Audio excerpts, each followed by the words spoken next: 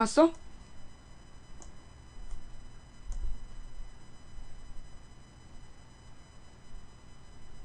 가만 있어봐. 9월 1일. 아이씨, 날아간 줄 알았네. 네. 지금 내 컴퓨터를 계속해서 공격이 들어오기 때문에 도움이 좀 되셨습니까? 네. 잠깐 화장실 갔다 오시고 이제 나머지 이야기 할게요. 화장실 갔는데 또 얘기하면 어떡해요? 자, 지금 이 시간에 아까 3,400명 보고 있던데 추천은 2,400. 1,000명이 추천 안 하고 보더라 이거야. 이들은 누구일까요? 항상 800명이 추천 안 했는데 지금 보니까 1,000명이 추천 안 했네? 니들 정체가 뭐야? 방송 재밌게 봤으면 추천해야 될 거 아니야. 망치부이님 너무 재밌어갖고 추천을 깜빡했어요. 야!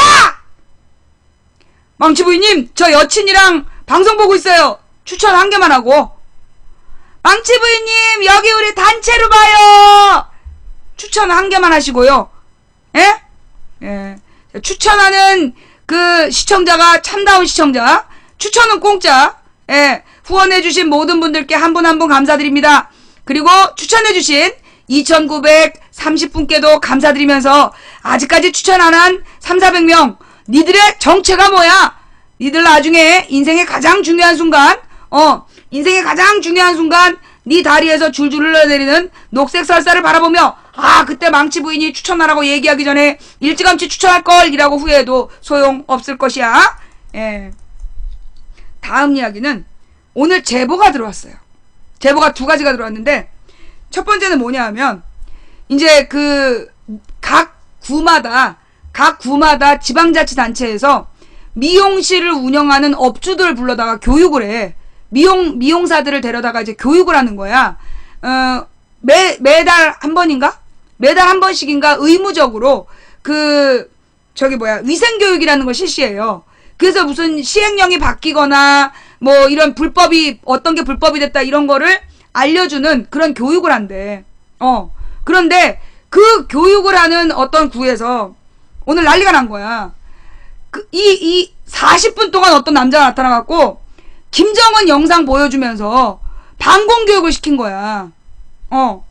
그러니까는 이걸 본 원장님들이 참다가 터진 거야. 지금 이 바쁜데 이런 건 왜 트냐고. 그래갖고 항의가 일어났대요. 항의가 들어와갖고 도대체 이거 어떤 원장은 나가가지고 누가 이런 계획 짰냐. 왜냐하면 이 원장님들의 시간은 그 황금 시간, 그 한 시간에 돈이 2, 3만 원이 왔다 갔다 한다면 최소 2, 3만 원, 비싸면 10몇만 원이 다 돈이야. 이 미용실 원장들의 시간은 돈인데 미용실 원장님들 불러다 놓고 방공교육을 시킨 거야. 그래갖고 이걸 누가 또 추적을 했어. 이 원장님이 계속 추적을 했더니 이게 보건복지부에서 강사를 추천한대. 보건복지부에서. 그래서 구청에다가 항의를 한 거야. 왜 이런 강의를 시켰냐고 막 지랄했더니 자기네들도 좀 문제라고 생각한다. 구청에서. 근데 이게 보건복지부에서 짜내려온 거라서 자기네들도 어떻게 막을 방법이 없다. 그랬다는 거야. 이 원장이 막 지랄하면서 지금 이제 보건복지부에다 항의한다고. 이게 무슨 얘기냐. 미용실을 운영하는 원장들을 저기로 쓰는 거야. 구전 홍보단. 미용실 원장들한테 방공교육을 시켜서 그 미용실 원장들이 그 내용을 보고 손님들한테 얘기하라고. 그 짓을 시킨 거야. 그게 2012년에 대선 때 미용사들 모아놓고 그런 식으로 교육해가지고 문제가 됐었어요. 근데 또 그러는 거야. 내년에 선거 앞두고 또 방공교육을 한 거야. 근데 내가 오늘 놀란 건 뭐냐. 그 구에서 듣던 이 미용사들이 지금 뭐 하는 거냐고 항의했다는 거. 미용실 원장들이 지금 뭐 하는 거냐고 막 항의를 했다는 거야. 그 부분이 나는 너무나 뿌듯했어. 어제 부산대 학생들이 노무현이 가짜 대통령이라고 주장한 그 교수의 수업을 올 폐강시켰잖아. 세 과목 다 폐강시킨 거. 이거 돈 있는 사람이 한 것도 아니고 무슨 티나게 한 투쟁도 아니야. 조용히 모두가 이 정말 가난한 서민들끼리 맞맞춰서 폐강시켜버린 거야. 마치 약속한 것처럼. 그러더니 이 미용사, 사실은 이 미용실 원장님들 뭐 무슨 학력이 높고 막 이런 분들이 아니잖아요. 정말 서민이잖아. 그런데 이 서민들이 볼 때 여기서 이 귀한 시간에 왜 방공교육하냐, 너네 목적이 뭐냐 이러면서 항의를 했다는 거. 그게 너무나, 이게 너무나 감동인 거야. 이게 세월호가 세상을 변하게 한 거라는 난 굉장히 중요한 예라고 생각해. 아니 미용사를 불러갖고 왜 방공교육을 시키고 지랄이야. 말 같지도 않은 짓거리지. 그러니까 이게 세월호가 엄마들을 깨웠고, 이 엄마들이 이 언론에 대해서 알게 됐고, 그래서 지금 이 엄마들이 변화하고 있는데, 그러니까 한마디로 아유 뭐 미용실 미용사들 뭐 내라 뻔하지 뭐 데려다가 이렇게 강제로 뭐 방공교육 시키면 알아듣고 가서 줄줄이 시킨 대로 하겠지, 그렇게 생각한 거야. 근데 니들이 잘못 생각한 거라고. 지금 우리 국민들이 무섭게 진화하고 있어. 너희들이 지배하던 시대하고 지금 많이 바뀌었어. 오늘 그래가지고요, 그 강의하다가 중단됐다는 거야. 뭐 하는 거냐고. 이 귀한 시간을 40분씩 지금 뭐 하냐고 막 이 원장님들이 난동을 피워가지고 강의가 중단됐대요. 예. 정말 멋진 소식이었고요. 또 하나는 이제 어떤 아주머니가 그 중앙일보인가 동아일보 조선 어느 신문에서 중앙일보인가 보다 돈을 8만 원을 주겠다 그러면서 이 그 신문을 보라 그런 거야. 그러니까 이 아줌마가 그걸 찍어가지고 신고를 한 거예요. 잠깐만 내가 본론을 읽어줄게.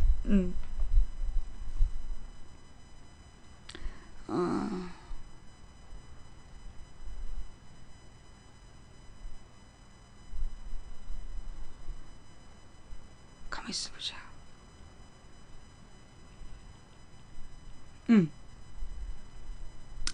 안녕하세요. 매일 망치부인님 방송 듣고 있는 팬입니다. 다름이 아니고 조중동 신문 때문에 문의드리게 되었습니다. 언젠가 망치부인님의 장자연 사건 듣고 조선일보에 완전 안티가 되었는데요. 6월달에 집으로 중앙일보 영업사원이 찾아와서 상품권 8만원과 무료 구독기간 1년을 주겠다고 신문을 보라고 하더군요. 그런데 이 영업사원의 무례함 때문에 시비가 붙었고 저는 공정거래위원회에게 신문 불공정으로 신고를 했습니다. 그때 공정거래위원회 담당이던 땡땡땡 씨는 실제 신문을 받아보고 있어야 하고 녹음 파일은 증거가 될 수 없으므로 사건화 못한다고 아주 거만한 말투로 그러더군요. 그런 후 8월 초에 조선일보에서 현금 4만원과 무료 구독기간 8개월 주겠다고 해서 이번엔 제대로 증거를 만들어서 공정거래위원회에 신고를 하였습니다. 그러자 조선일보 지국에서 저한테 전화가 와서 왜 돈 받고 공짜 신문 받고 했으면서 신고를 하느냐고 항의 전화가 계속 오더군요. 저는 내 정보를 함부로 알려준 것에 분노해서 국민신문고에 민원을 넣겠다고 조선일보에 이야기하자마자 공정거래 담당 유땡땡 씨에게서 전화가 와서 사건화 시킬 테니 주민번호 대라고 하더군요. 유땡땡 분명 조중동과 모종의 관계가 아닌가 의심스럽군요. 또한 어떠한 해코지 당할까 두렵기도 합니다. 공정거래신문 불공정 담당은 땡땡땡 단 한 명이라고 하더군요. 답답하고 어이없는 마음에 망치부인님에게 하소연해봤습니다. 그럼 항상 건강하고 행복하세요. 그래서 제가 생활 속의 투쟁이네요. 힘내세요. 잘하고 계신 겁니다. 예. 이게 우리 국민들의 변화의 모습이에요. 우리 국민들의 변화의 모습이야. 아까 미용실 업주 교육은요, 녹화 파일까지 보냈어. 녹화를 한 거, 이거 문제 있다고 녹화를 해가지고, 이거 불법 아니냐고. 정말 우리 국민들이요, 깨어나고 있어요. 변하고 있어요. 예. 옛날에는 이런 일 그냥 눈 감고 넘어갔어. 아이, 뭐, 그렇지, 뭐, 이러면서 넘어갔는데, 지금은 그러지 않아. 굉장히 생활 곳곳에서 생활투쟁이 일어나고 있는 거예요. 생활투쟁이 일어나고 있는 거야. 이거는 우리 국민들이 지금 깨어나고 있다는 뜻이에요. 어제 부산대, 그 다음에 이 미용업주들 불러다 놓고 방공교육 하다가 실패한 거, 그 다음에 이 조중동 신문, 이 무료신문으로 무가지 배포하는 거, 이거에 대해서 싸우고 있는 우리 시청자님들 대단히 뛰어나십니다. 훌륭하세요. 예.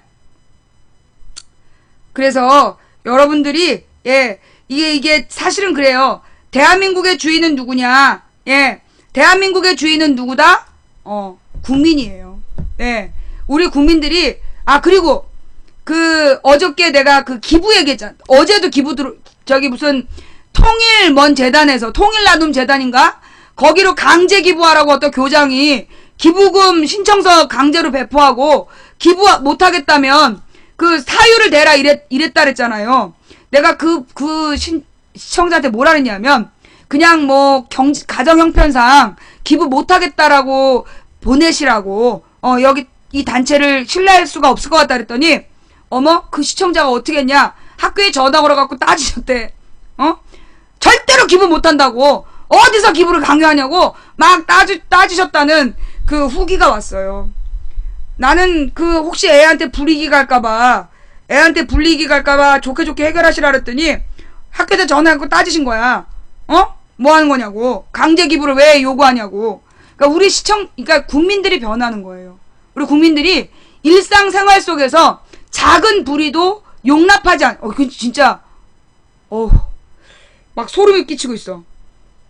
그러고 보니까 어제 기부 강요, 그것도 제보, 오늘 미용실 원장님의 이 방공교육에 대한 녹화 제보, 그리고 이 신문사, 이 무가지 행패에 대한 거, 이거 투쟁한 이야기, 이 부산대학 학생들이 자격 없는 교사의 수업을 폐강시킨 이야기. 그러고 보니 정말 생활투쟁이네. 예.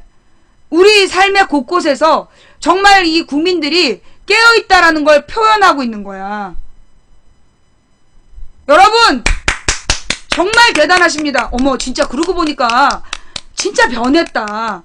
그죠? 우리가 언젠가부터 사람들이 그러더라고. 망치부인 방송을 들으면 뭔가 해야 되겠다는 생각이 드는데 뭘 할 수 있느냐. 근데 내가 뭘 하겠어. 방송이나 열심히 들어주세요 그랬다고. 근데 이분들이 방송을 열심히 듣는 걸로 끝나지 않고, 예, 그걸 방송을 열심히 듣는 걸로 끝나지 않고 생활 속에서 작은 불의들을 맞서 싸우고 계시는 거야. 이건 정말 위대한 변화라는 생각이 들어요. 너무 감동적인 이야기고요. 이게 정말 우리 국민이 드디어 주인으로서 주인답게 움직이기 시작한 거야. 그래서 이제 날 잡아가겠구나. 그래서 나를 이제 곧 잡아가려고 더 아주 안간힘을 쓰겠구나. 근데 내가 그래서 잡혀간다면 영광스럽게 다녀오겠습니다. 걱정하지 마세요. 여러분의 실생활 속에서 멋지게 싸워주세요. 절대 용납하지 마시고 그냥 밀어붙이세요. 잘하시고 계신 거예요. 예, 내가 그랬잖아. 한 번 더 잡혀가면 나 국회의원 출마한다고. 나 한 번 또 잡아가면 내가 국회의원 출마하고, 그 다음에 내가 전과 14번 되면 대통령 출마할 거야. 내가 나 잡혀가는 거 두려워하지 마. 두려워하지 말고 열심히 생활 속에서 싸워. 근데 망치부인 방송 듣고 싸워서 이런 얘기는 하지 말고. 망치부인 방송 듣고 그런 얘기는 하지 말고, 생활 속에서 그 불의에 맞서서 열심히 싸우세요. 하긴 그 전에는 뭔 일이 있었냐면, 어떤 아이들 무슨 사이트에 누가 자기 누드 사진을 올렸대. 그걸 몇 달을 싸워갖고 그 사람을 처벌받게 한 예도 있었어요. 그러고 보니까 진짜 그런 예가 되게 많이 들어왔네.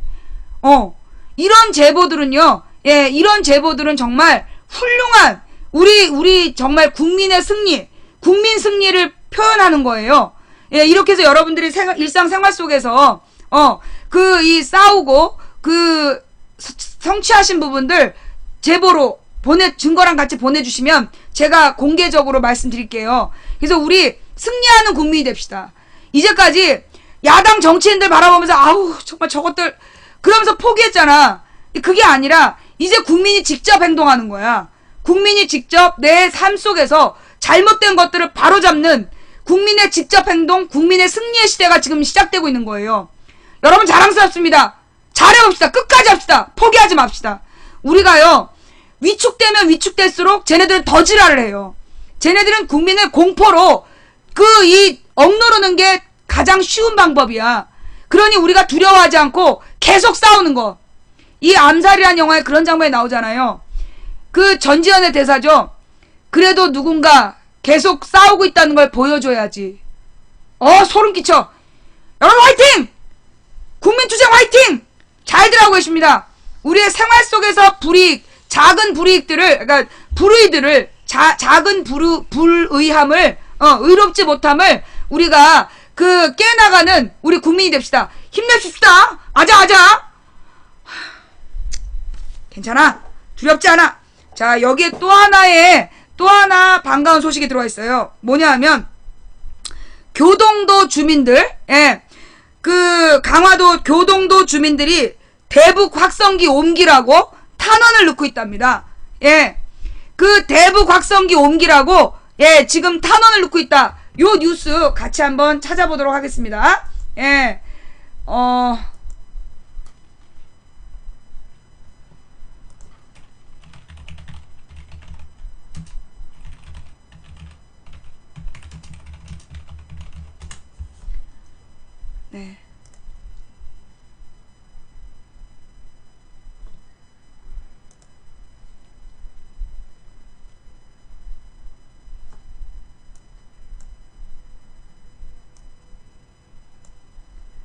교동도 주민들 대북 확성기 이전 탄원. 어머! 어우! 최종병기다. 외계인이 두렵지 않은 최종병기. 심리전 방송 자산인 대북 확성기 이전을 요구하는 주민 탄원이 제기됐다.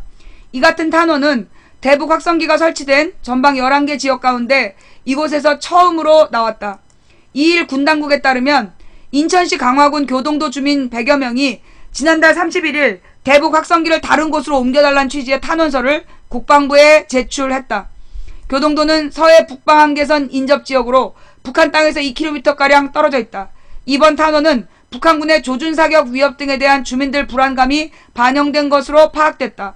아울러 다른 지역에 비해 이곳의 방송설비는 주거지역과 가까워 소음 피해도 상당했던 것으로 알려졌다. 군 관계자는 군은 주민안전과 대북 심리전 효과 등을 종합적으로 고려해 적절한 방안을 검토하고 있다고 밝혔다. 사실 이 대북 확성기를 조준 타격하겠다라고 지금 북한에서 엄포를 놓고 있는 거잖아요. 그죠? 이게 왜 중요하냐면 실제로 북한을 계속 자극했던 두 가지가 요 대북 방송하고 삐라야. 근데 이 삐라를 계속 이제 파주 일대에서 막 날렸단 말이에요. 그런데 실제로 이 삐라가 공기주머니를 달고 날아가서 북한까지 가냐? 그럼 북한까지 못 가는 거야. 왜냐하면 이게 민간인 통제선 바깥에서 날리기 때문에 2km를 못 날아가는 거야. 그리고 주로 DMZ에서 떨어진다는 거예요. 달러하고 막 과일들이. 고라니들이 그걸 해집고 다닌다는 거야. 아니 고라니를 의식화시켜가지고 김정은은 목을 따라간다는 건 뭐야. 왜 삐라가 그런 짓을 하냐고. 왜 하냐 했더니 삐라를 뿌리는 단체들한테 국가에서 지원을 해줘. 지원금을 받으려면 삐라를 뿌려야 되는 거야. 그래서 얘네가 이제 삐라를 계속 뿌렸던 거예요. 근데 이게 주민들이 그렇게 삐라를 뿌리면 거기에 대해서 북한이 조준 타격을 한다든가 보복을 할 수 있잖아. 그래가지고 주민들이 삐라 못 뿌리게 항의를 해가지고요. 삐라를 뿌리던 사람들이 몰래 뿌리고 도망가고 이런 일이 벌어지는 거야. 그런데 이제 이 대북 방송에 대해서도 어여와 힘들지. 오늘은 기분이 좀 좋아 보이네. 아니야? 미안.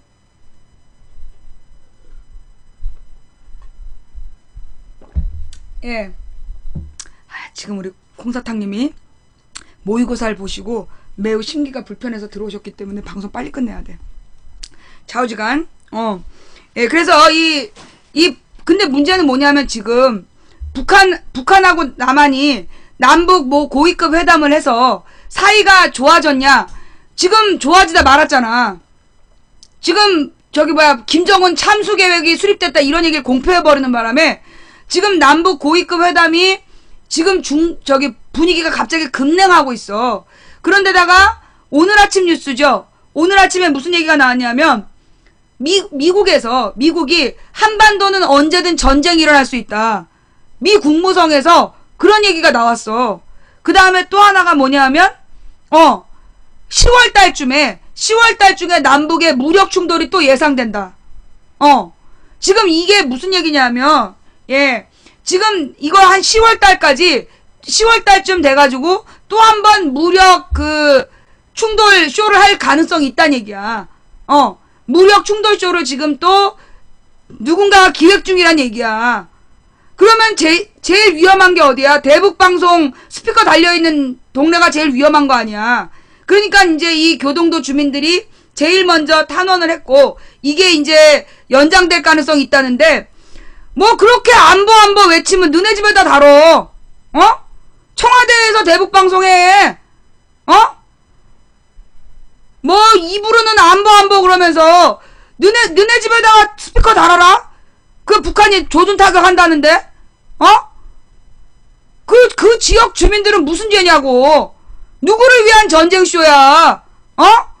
사실 둘을 짜고 치는 고수 뻔한데, 이번에도 김정은은 김정은대로 지난주 쇼 해가지고, 자기 나라 안에서, 지네 나라 안에서 김정은의 반대 세력 완전히 주질러버리고, 박근혜는 박근혜대로 지지율 올랐다고 지금 뻥까 치고 앉아있는 거 아니야. 결국 국민들은 두려움에 벌벌 떨고, 그 두려움을 팔아서 재미를 보는 정치인들이 있다는 거야.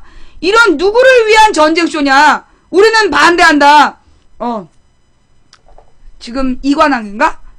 거친 시청자가 많은 방송 1위에 등극했습니다.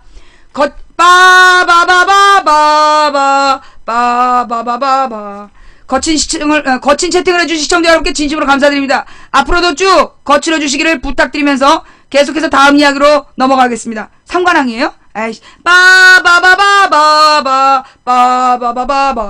아싸, 삼관왕이다.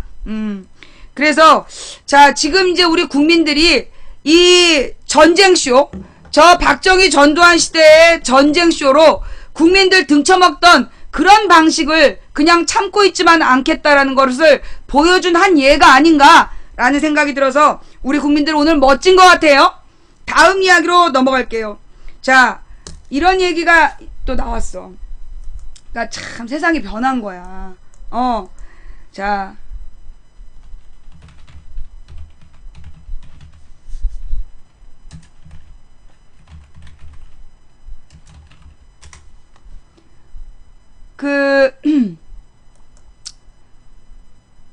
누군가 또 박정희 기념관, 역사박물관에서 박정희 유신 독재를 미화하는 걸 또 딱 잡아낸 거야. 그 동영상,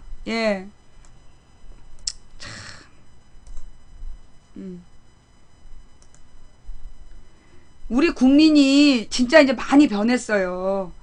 그렇게 옛날처럼 지들 멋대로 국민들한테 이런 짓 하면 안 돼. 그게 100개가 넘는 게 15년 안팎의 짧은 시간에 같이 이루어지는 거예요. 근데 이때가 유신체제예요, 유신체제. 박정희 대통령이 이끌은 유신체제. 유신체제가 아니었으면 이 짧은 시간 내에 이 수많은 공장과 기관산업이 성공할 수 있었다 없었다? 성공할 수 없었어요. 유신체제라는 강력한 추진 동력이 마련됐기 때문에 가능한 겁니다. 그래서 우리가 유신체제 그러면 인권유린 두 가지 측면을 다 보게 유신체제 때문에 오늘의 경제성장이 발디듬을 할 수 있었다. 한편으로 보면 인권유린된 면도 많죠. 그러나 유신체제, 강력한 리더십, 강력한 동력체 저거 덕분에 오늘의 경제성장이 성공을 이룰 수가 있었다. 미친 거죠? 이게 이제 제보가 된 거야. 역사박물관 새 부스를 만들어서 박정희 유신 독재 미화. 작년 12월 제3전시실에 설치. 유신체제 아니었다면 경제성장 못했다는 취지로 설명. 유인태 의원 역사 왜곡 중단해야. 박물관 장기집권도 함께 지적. 대한민국 역사박물관이 중화학공업 발전과 유신체제를 연결짓는 전시실을 마련하고 독재적 유신체제 덕분에 중화학공업 발전이 가능했다는 논리를 관람자들에게 공공연하게 전달하고 있는 것으로 밝혀져 논란이 되고 있다. 한국사, 국정교과서 채택 시도 등 박근혜 정부 들어 가속화되고 있는 역사개조 시도가 곳곳에서 진행되고 있다는 비판이 나온다. 유인태 의원은 1일 대한민국 역사박물관이 지난해 12월 개편 과정에서 제3전시실에 중화공업화와 유신체제라는 부스를 새로 만들고 관람객들에게 박정희 전 대통령이 중화공업 중심으로 산업구조를 변경시키기 위해 유신을 선포했다고 설명하고 있다고 밝혔다.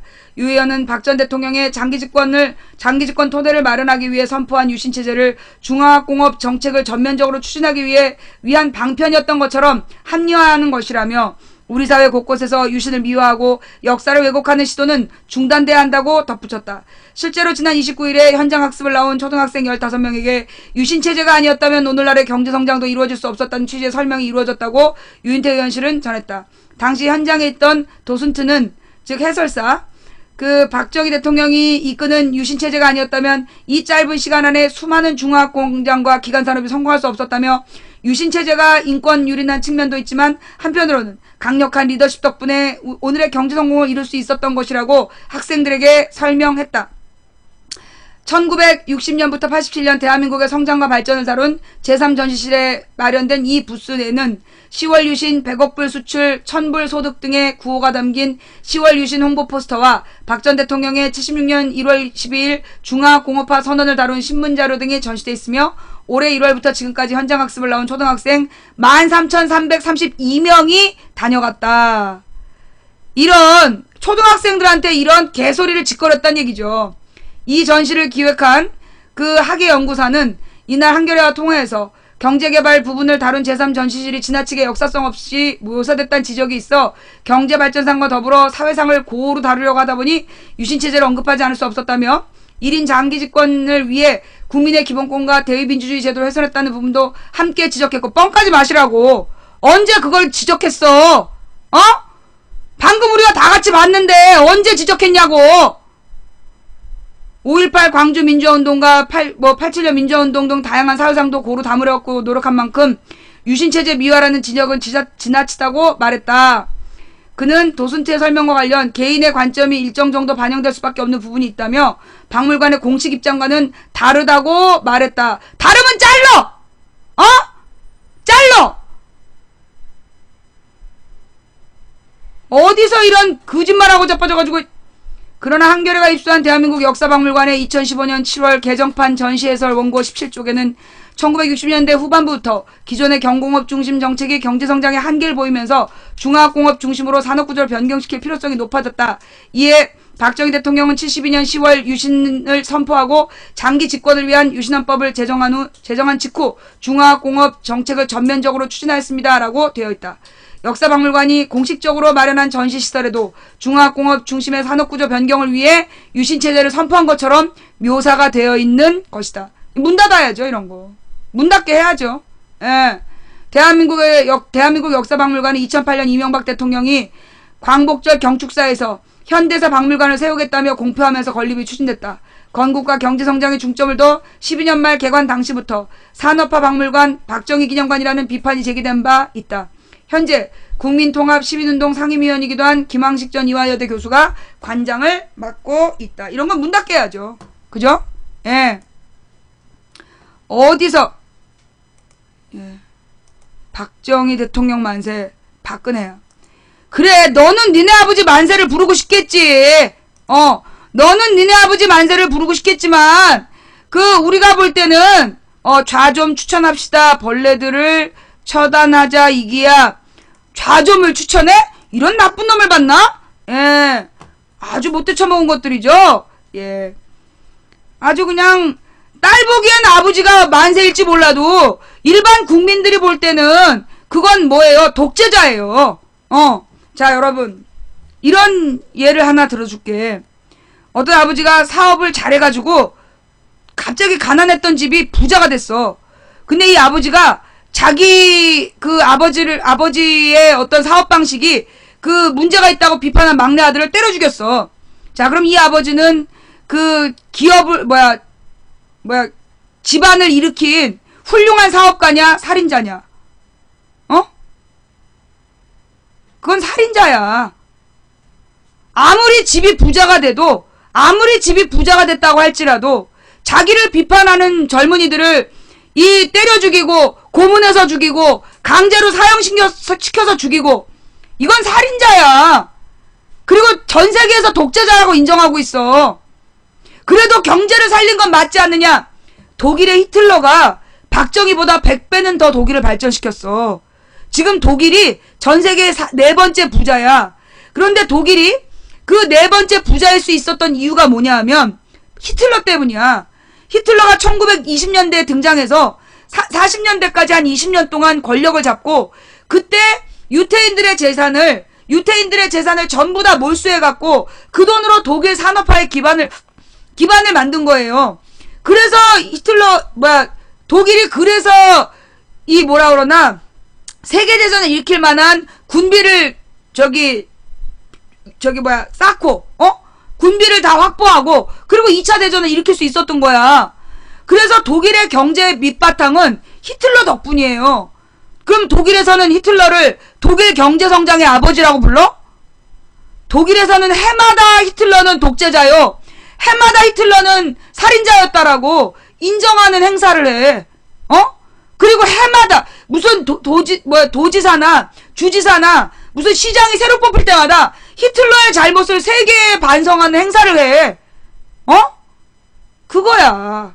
예. 히틀러가 독일의 경제를 살리는, 독일을 세계에서 가장 부유한 나라로 만드는 데 큰 일조를 했지만 독일 사람들은 그걸 자랑스럽게 생각하지 않는다고. 참으로 부끄러운 역사라고 생각한다고. 그래서 독일에서는 이 히틀러를 독재자라고 인정하고 히틀러에게 부역했던 인간들을 마지막까지 찾아내서 94세 할아버지한테 징역형 때리는 나라야. 부끄럽게 생각해요.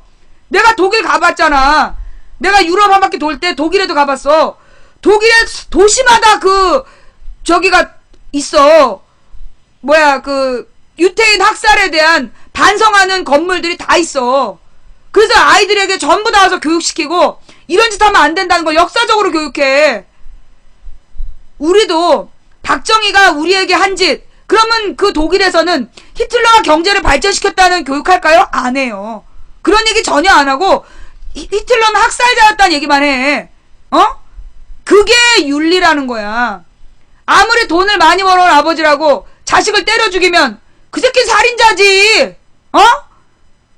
돈을 많이 벌어서 집안을 부흥시켰으면 그걸로 끝이야?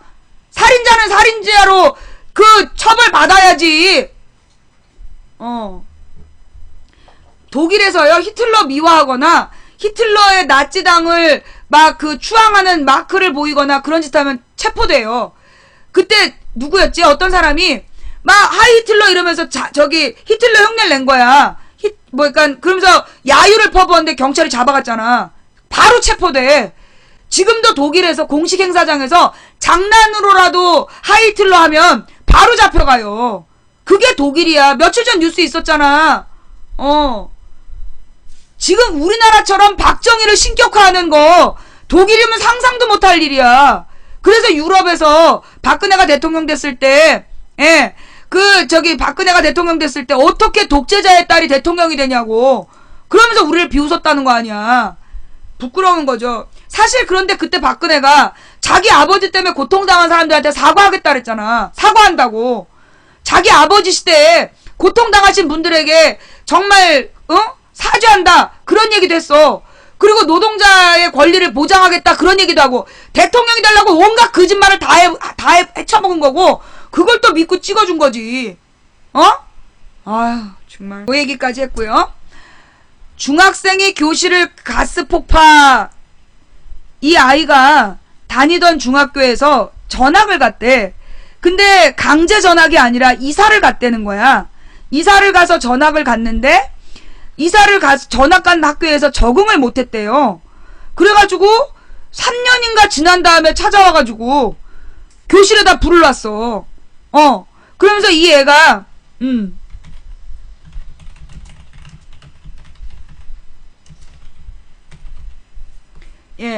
3년인가 지난 다음에 와서 사고를 쳤는데 이 학교에서 그 애를 기억하는 사람이 별로 없다는 거야.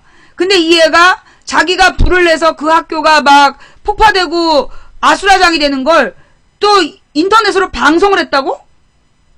아니야, 동영상을 촬영해가지고 인터넷에 올렸대요. 예, 인터넷에 올렸대. 근데 내가 좀 이 뉴스가 앞뒤가 안 맞는 게, 자, 중학생이 3년 전 전학을 갔고 3년 만에 다시 찾아왔다. 내가 이해가 안 되는 건 뭐냐면, 그럼 얘가 중학생이 맞냐고. 이 뉴스가 좀 앞뒤가 안 맞아. 3년이 지났으면 얘는 고등학생이 돼야 되잖아. 그죠? 그런데 중학생이 학교를 가스폭파, 이렇게 지금 나온단 말이야. 이게 조금 말이 앞뒤가 안 맞는 것 같아. 그죠? 근데 좌우지간 가스폭파 사고가 있었던 건 맞아.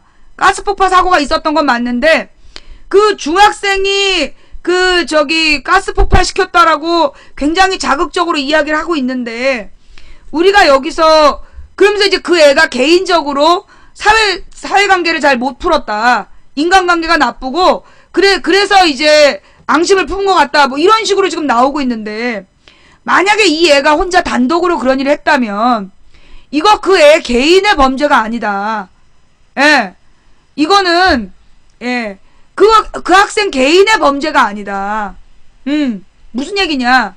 이 아이가 학교에 대해서 그만큼 분노를 하고, 심지어 남의 교실이야. 자기가 있지도 않은 남의 교실에 가서 가스를 폭파시킬 만큼 학교에 대한 분노를 갖고 있었다는 거야. 그러면 이게, 예, 이런 문제는 근본적으로 어떤 문제냐. 어떻게 중학생이 그런 짓을, 그러면 아마 다음 뉴스에서는 그 부모에 대해서라든가, 막 그 개인적인 문제인 것처럼 막 기사를 쏟아낼 것 같아. 근데 이번 문제는요, 이런 문제는 사실 우리의 아이들에 대한 교육이 잘못됐다는 사인이에요. 미국에서 승희조 사건 있을 때, 그때 미국인들은 진지하게 반성했다는 거 아니야.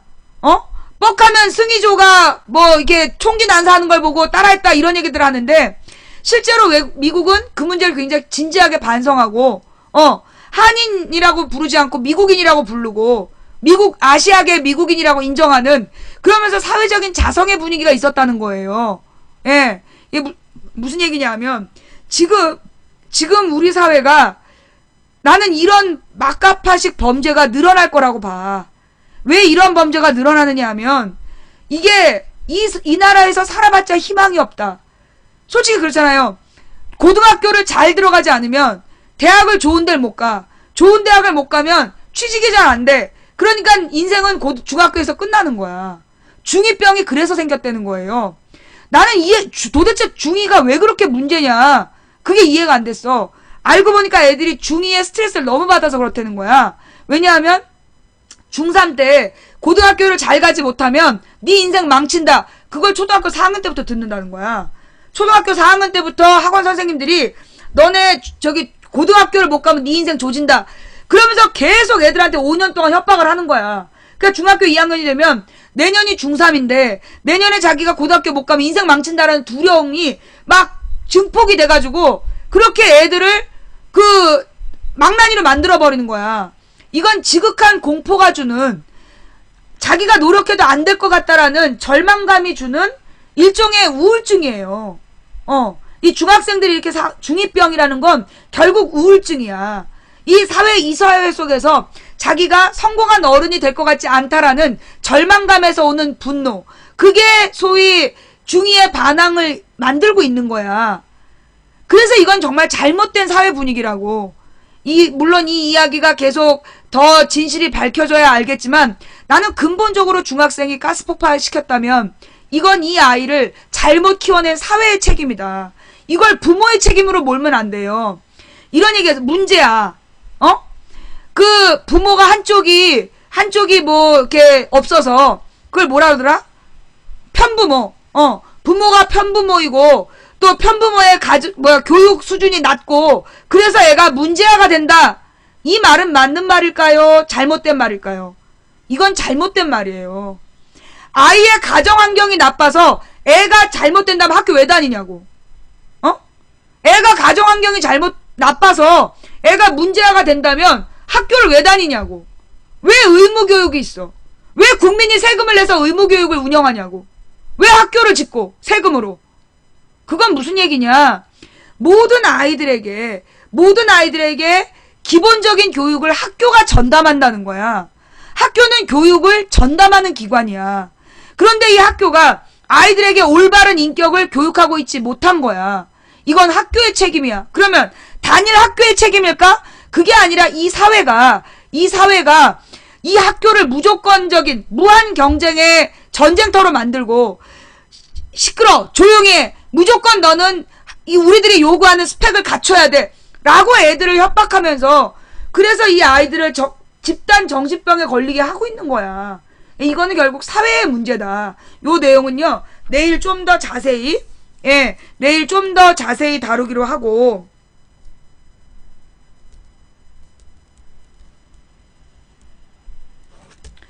자 마지막으로 검찰에서 오늘 발표를 했어요.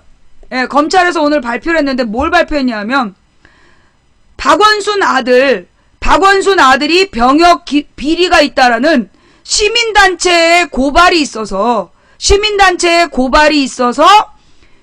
이 수사에 착수했다는 거야. 자, 여러분 이거요. 이미 2012년에 똑같이 이런 일이 있었어요. 2012년에 박원순 아들이 병역 기피를 했다라는 허위 사실을 유포한 누가 있었어?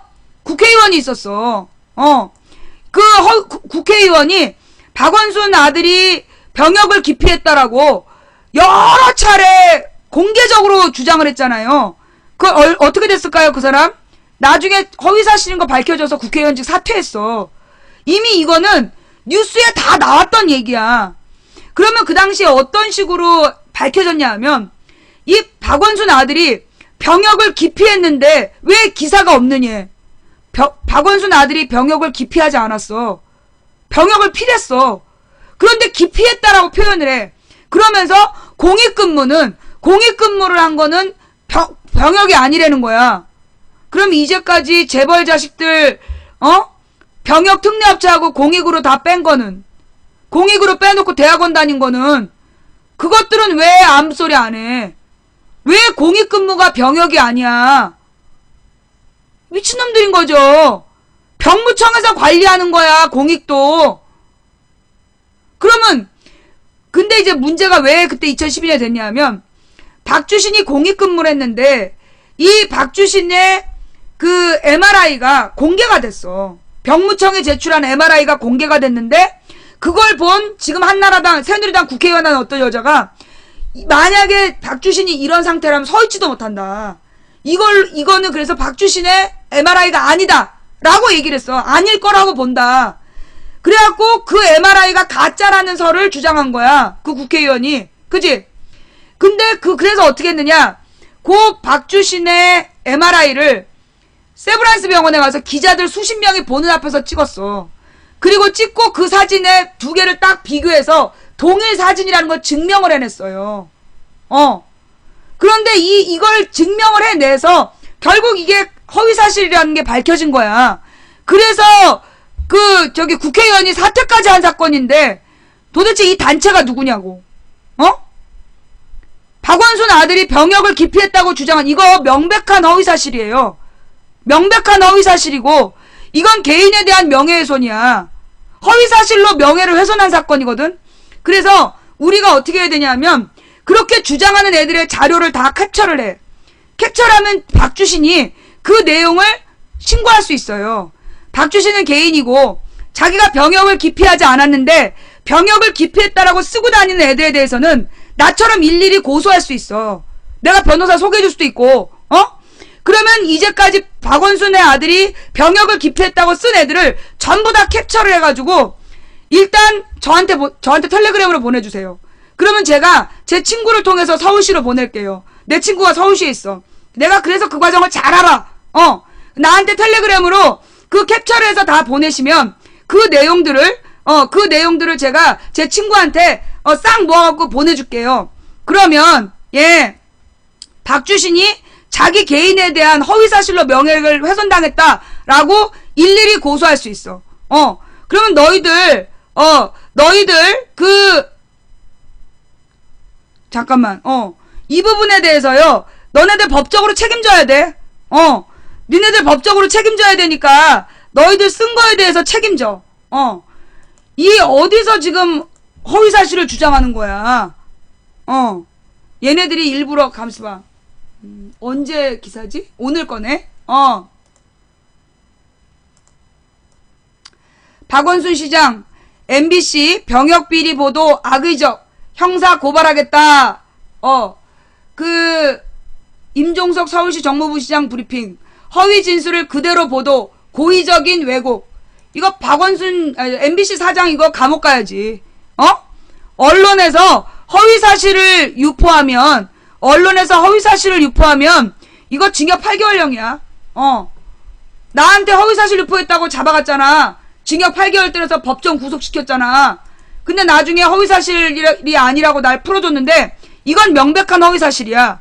요거는 바로 구속돼야 되는 거죠.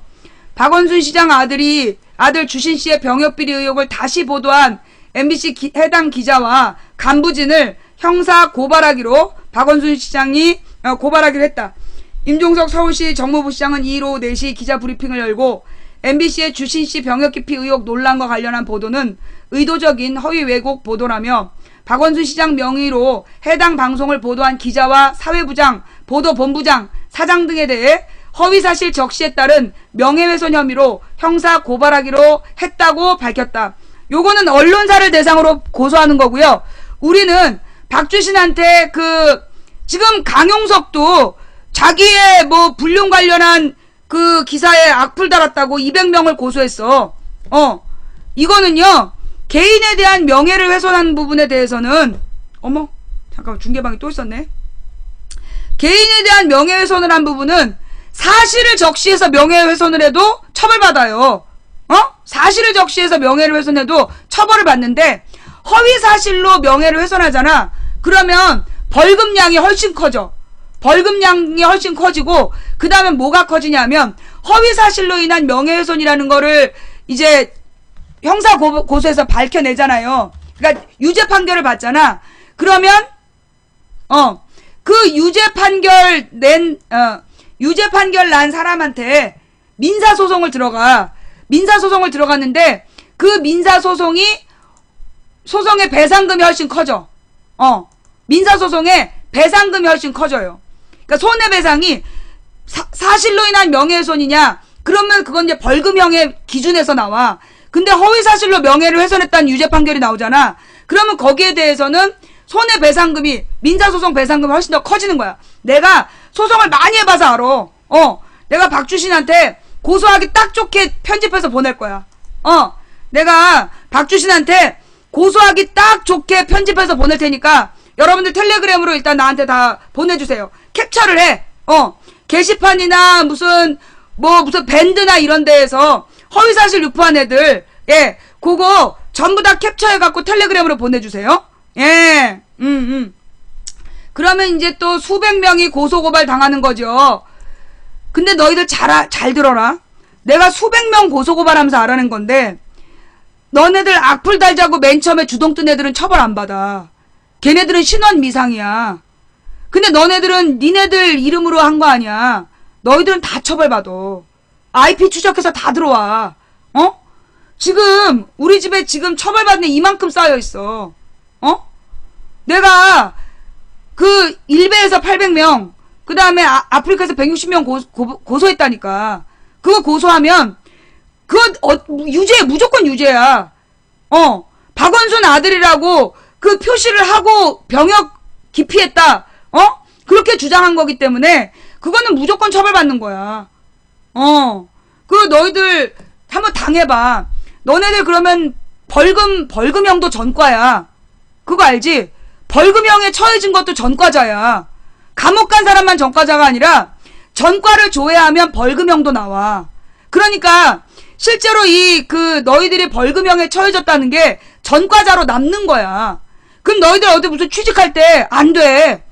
벌금형에 처해진 것도 전과로 남기 때문에 신용조회하면 다 나오는 거야. 신상조사하면. 너희들 덩달아서게 글 쓰고 다니지 마. 시간 지나면 없어지는데요. 그건 니네 생각이지. 그건 너네 생각이야. 취업에 관계된 거는 쟤네들 그렇게 시간 지나면 없어지는 그렇게 안 해. 공식적으로는 지워져 있는데 그 취업할 때는 다 나와. 취업 신용 조회하면 다 나와. 그거 너는 모르지? 한번 너희들 당해봐야 알아. 내가 지난번에도요, 괜찮다고 그러면서, 조국을 위해 벌금 내자고, 막 애들 지랄했어. 그놈들은 벌금 안 내. 왜 안 내는 줄 알아? 지네들은, 포항 지역 주부들 주민번호 갖다가, 가짜 주민번호로 글을 쓰기 때문에, 그들은 처벌 안 받아. 그런데 누구만 처벌받아? 그런 놈들 덩 뜨니까, 같이 하면서 덩달아 쓴 애들. 그런 애들이 지금 처벌받는 거야. 벌금 몇십만원. 벌금 30만원, 벌금 50만원 약해 보이잖아. 벌금형 중에서요, 30만원, 50만원이면 큰 거야. 왜냐하면 벌금 100만원에 처해지면 국회의원 빼찌를 때, 그러니까 벌금 500만원 정도면, 벌금 500만원 정도면 엄청난 양이야. 보여줘?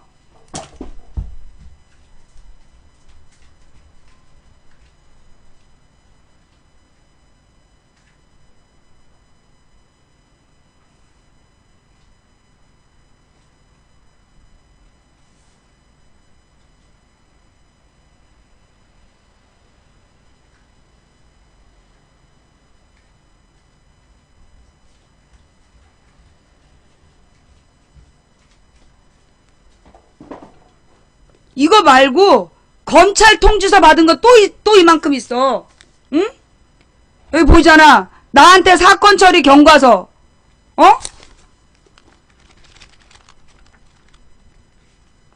어마어마해. 울산, 경기, 인천. 진행 상황 전부 다 송치. 검찰에 송치됐단 얘기야. 아직도 수사 중이야. 그 다음에 가령 지금 우리나라에 수사를 빨리 받으면 빨리 처리가 되잖아. 근데 외국에 나가서 유학 중에 중국에서 썼다. 그런 애들 중국에서 들어오면 공항에서 바로 떠. 공항에서 바로 떠가지고 몇 년 전 사건이 다시 수사되고 그래. 이게 왜냐면 수사가 그러니까는 기소유예가 있어. 기소유예가 있고 그 다음에 기소 중지가 있고, 기소 중지는 뭐냐면 수사를 하다가 보니까 얘가 지금 국내에 없는 거야. 요즘에 저기 많잖아. 기러기 아빠 막 이래가지고 외국 가서 공부한답시고 나가 있는 애들 있잖아. 그런 애들은 중지가 돼. 그러다가 몇 년 만에 돌아오잖아. 그럼 수사가 재개가 돼. 그래서 몇 달 전에도 내가 2012년에 고소했던 사건이 몇 달 전에 재개됐어. 걔가 3년 만에 한국 온 거야. 그래서 공항에서 바로 잡혔다니까? 기소 중지됐던 사건? 봤지? 이거 봤지? 내가 고소를 800번 해보니까, 내가 고소를 한 1000건 해보니까, 어떻게 고소해야 되는지 내가 알겠어. 너희들 조심해라. 농담 아니야. 가서 글 찾아봐. 내가 고소해가지고, 벌금형에 처해진 애들 수두룩해. 정신 차려. 내가 해봤기 때문에 이런 방법으로 이거는 박주신이 병역을 기피했다. 명백한 허위사실이야. 이거는 빼도 박도 못해. 그리고 이게 만약에 박원순이 병역 기피했다라고 얘기하면 이거는 박원순에 대해서는 아니야, 그것도 허위사실이니까 처벌받겠다. 박원순의 시정행정이 잘못됐다고 비판하는 건 명예훼손 성립이 안 돼. 그런데 박원순 가족에 대해서 허위사실 유포한 건 처벌받아. 누가 병역 기피했어? 어이, 홍구. 누가 병역 기피했어?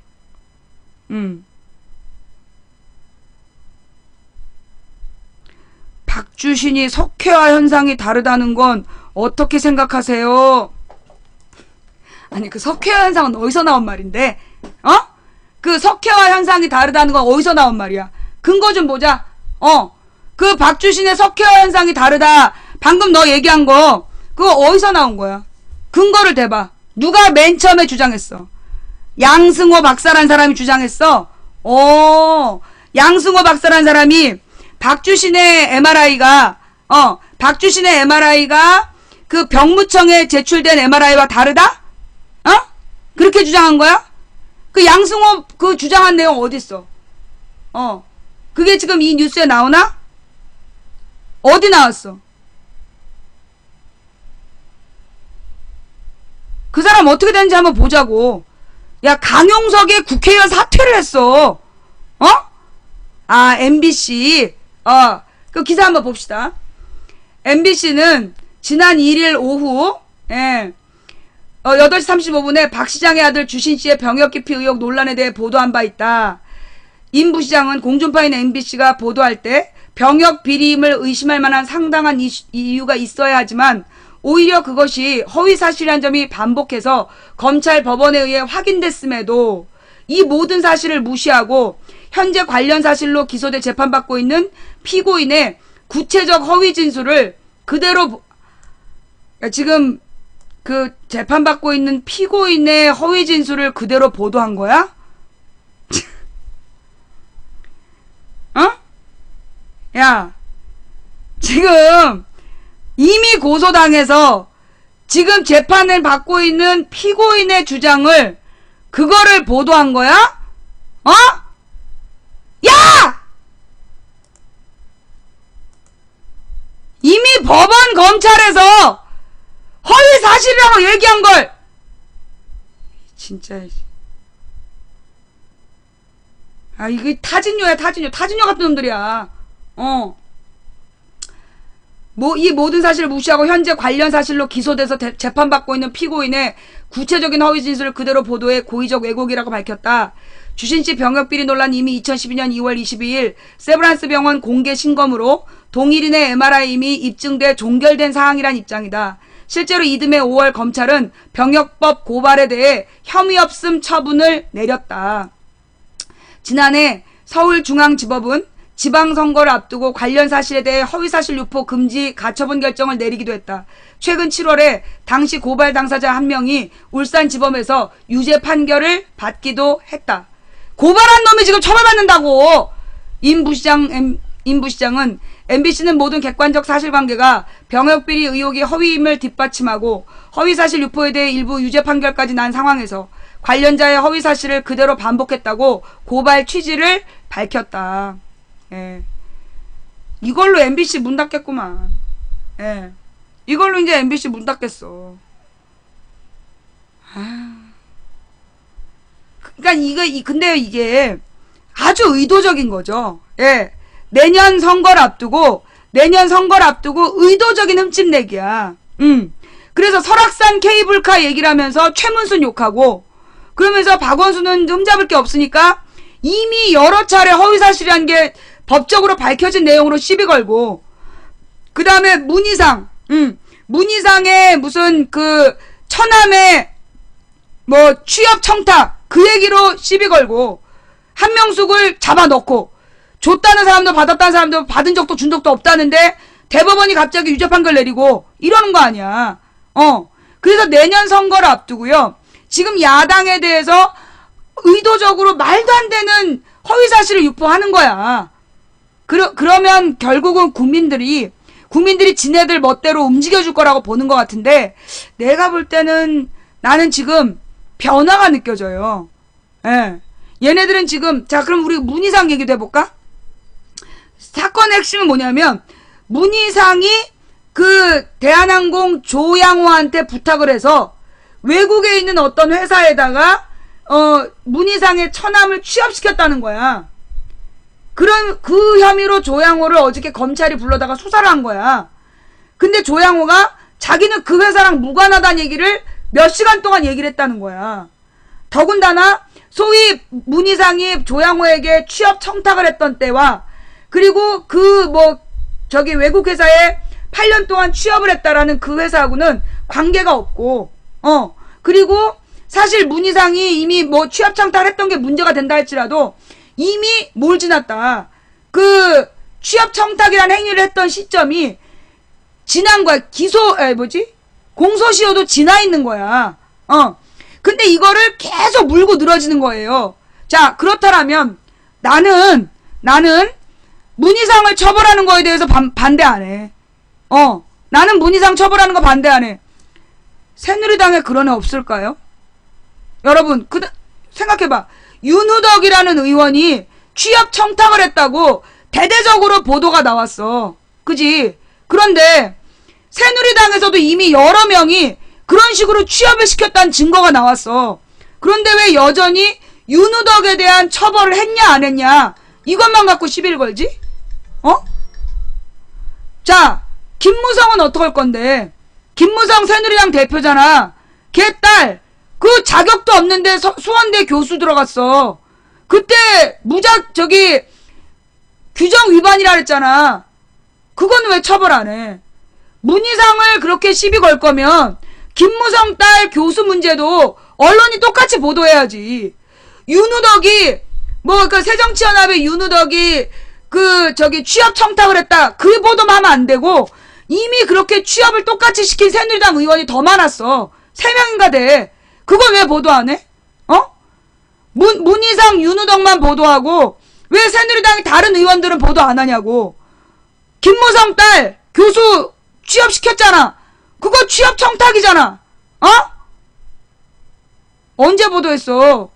그거 보도 한 번 하고 마른 거 아니야. 이름도 제대로 안 밝히고. 날마다 윤우덕은 나와. 오늘도 나오고 어제도 나오고. 그런데 그 새누리당 의원들은요. 지난주엔가 한 번씩 나오고 끝이야.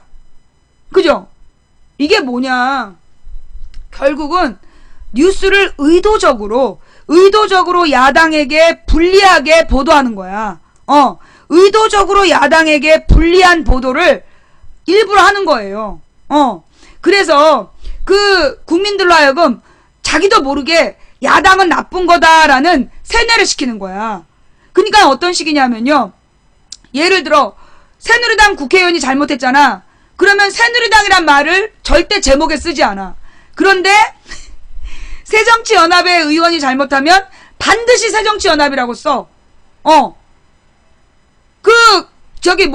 김영식이라는 시의원이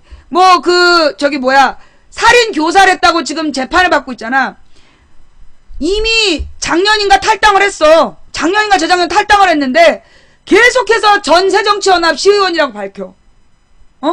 또 박기춘은 탈당을 했음에도 전 새정연 국회의원이라고 그러고 강간을 해가지고 성폭행을 한 신머시기는 무소속이라고 얘기해.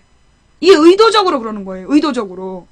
새누리 의원이 성폭행을 하면 무소속이라고 얘기해. 근데 새정치연합 의원이 당에 누를 끼칠까봐 탈당을 하면 전 새정연 의원이라고 그래. 심학봉. 그게 언론 보도의 매뉴얼이야. 그러니까 실제로 어떤 식이냐면 홍문종 아프리카 노예 사건, 홍문종이 새누리당 국회의원이라는 거 제목에 절대 안 써. 그런데 만약에 새정치연합 의원이 잘못했다, 기초의원이, 그러면 새정연 기초의원이라고 써. 그러면 실제로 기초의원이 군의원, 시의원 다 포함되는 거예요. 작은 도시 시의원이나 작은 군의원도 기초의원이야. 그런데 새정치연합의 군의원은 수백 명이야. 1000명 가까이 돼. 그런데 새정연 기초의원 이렇게 써. 그러면 새정연 기초의원 전체가 그 범행을 저지른 사람으로 오해를 불러일으키는 거야. 근데 새누리당 의원이 잘못하면 그거는 당명도 안 쓰고 어느 지역으로 얘기하고 그래. 그래서 일부러 새누리당 의원이라는 거는 절대 보도하지 않는 그게 불문율이야. 그래서 야당에 대해서는 의도적으로 그리고 항상 그래. 잘못을 여당이 해. 새누리당이 잘못했어. 그런데 보도가 어떻게 끝나냐면 새누리당이 이런 짓을 했다라고 시작을 하는데 여기에 대해서 새정연이 제대로 비판하지 못했다. 언제까지 우리는 한심한 새정연의 무능을 봐야 되냐. 이게 기사의 끝이야. 그지? 이게 얘네들이 기사를 쓰는 방식이에요. 그러니까 새누리가 잘못한 건데 새정연 욕으로 끝나. 일부러 그러는 거야. 의도적으로 끊임없이 가랑비에 옷이 젖듯이 의도적으로 야당에 대해서 계속 나쁘게 보도하는 거야. 반드시 가령 새누리 의원은 반드시 이름 실명만 나와. 새누리당 의원이 대놓고 나쁜 짓을 해도 실명만 나와. 그런데 새정치연합 국회의원이 잘못하면 꼭 새정연 누구라고 밝혀. 그지? 그게 얘네들이 뉴스를 보도하는 매뉴얼이에요. 그래서 야당에 대해서 무능하다, 나쁘다는 인식을 끊임없이 심어주는 거야. 물론 야당이 잘못한 부분이 분명히 있어. 그러나 이게 잘못한 놈이 새누리당이란 말이야. 잘못한 게 새누리당인데 새정연이 비판 안 했다고 새정연 욕을 해. 비판하면 뭐라 그럴까? 새정연이 새누리를 막 비판해? 그러면서 막 장애투쟁도 불사하겠다 그러면 뭐라 그럴까요? 언제까지 국회에서 싸움질만 할 거냐. 그죠? 새누리가 잘못해서 새정연이 막 비판하잖아. 그러면 언제까지 국회에서 싸움질만 할 거냐. 지겹다, 지겨워. 꼭 그렇게 나와. 국회 파행. 언제까지 머리끄댕이를 잡아당길 거냐. 국민은 지겹다. 싸움 좀 그만해라. 그리고 그래서 새누리당이 잘못했을 때 그 형식적으로 비판하면 언제까지 새정연은 이렇게 무능할 것인가. 꼭 그래. 내 말이 맞지? 내 말이 맞잖아. 새누리가 잘못해서 야당이 대차게 싸우면 싸움질 좀 그만해라라고 기사 써요. 그런데 새누리가 잘못이 분명해서 그냥 새정연 가만히 있는 거야. 언론에서 까대니까 가만히 있어. 왜 야당은 가만히 있느냐? 그러면서 새누리가 잘못했는데 야당 욕을 막 해. 왜? 잘못은 새누리가 있는데 왜 매번 욕은 야당으로 하냐고. 항상 그랬어, 항상. 예. 물론 나는 그런 것 같아. 국민들이 새정연을 보면서 무능하다고 얘기하는 게 뭐냐면 왜 제대로 안 싸우냐야. 왜 새누리랑 대놓고 안 싸우냐. 왜냐하면 원래 여당 야당은 싸우라고 있는 거예요. 여당 야당은 논쟁에서 보다 더 앞선 명분을 가지고 국민의 지지를 얻기 위해서 논쟁하는 게 당연한 거야. 그런데 막 논쟁하는 것도 용납을 못해. 언제까지 싸움질만 할 거냐? 발목을 잡을 거냐? 원래 권력을 잡은 야당은 끊임없이 견제하는 거야. 옛날에 노무현 정부 때 박근혜하고 한나라당이 무슨 짓을 했는데 민생 법안이 4년 동안 통과가 안 됐어요. 그 당시 굉장히 좋은 법안들이 많이 나왔어. 그러니까 의료법을 개혁해서 의료사고가 아니라는 걸 의사가 입증하도록 한다. 그런 법안들이 그때 열린우리당 시절에 2004년부터 8년 동안에 굉장히 많은 법들이 나왔었어. 그거 박근혜가 국회 동의 안 해주고 끝까지 국회 회기를 못 열게 해갖고 전부 다 무산됐잖아. 그냥 날아갔어. 그게 박근혜가 했던 짓이야. 그런데 그때 박근혜가 발목 잡는다고 욕한 사람 있어? 그때 언론은 박근혜가 발목 잡았다고 욕하지 않았어. 여당의 독주를 견제한다 그랬지.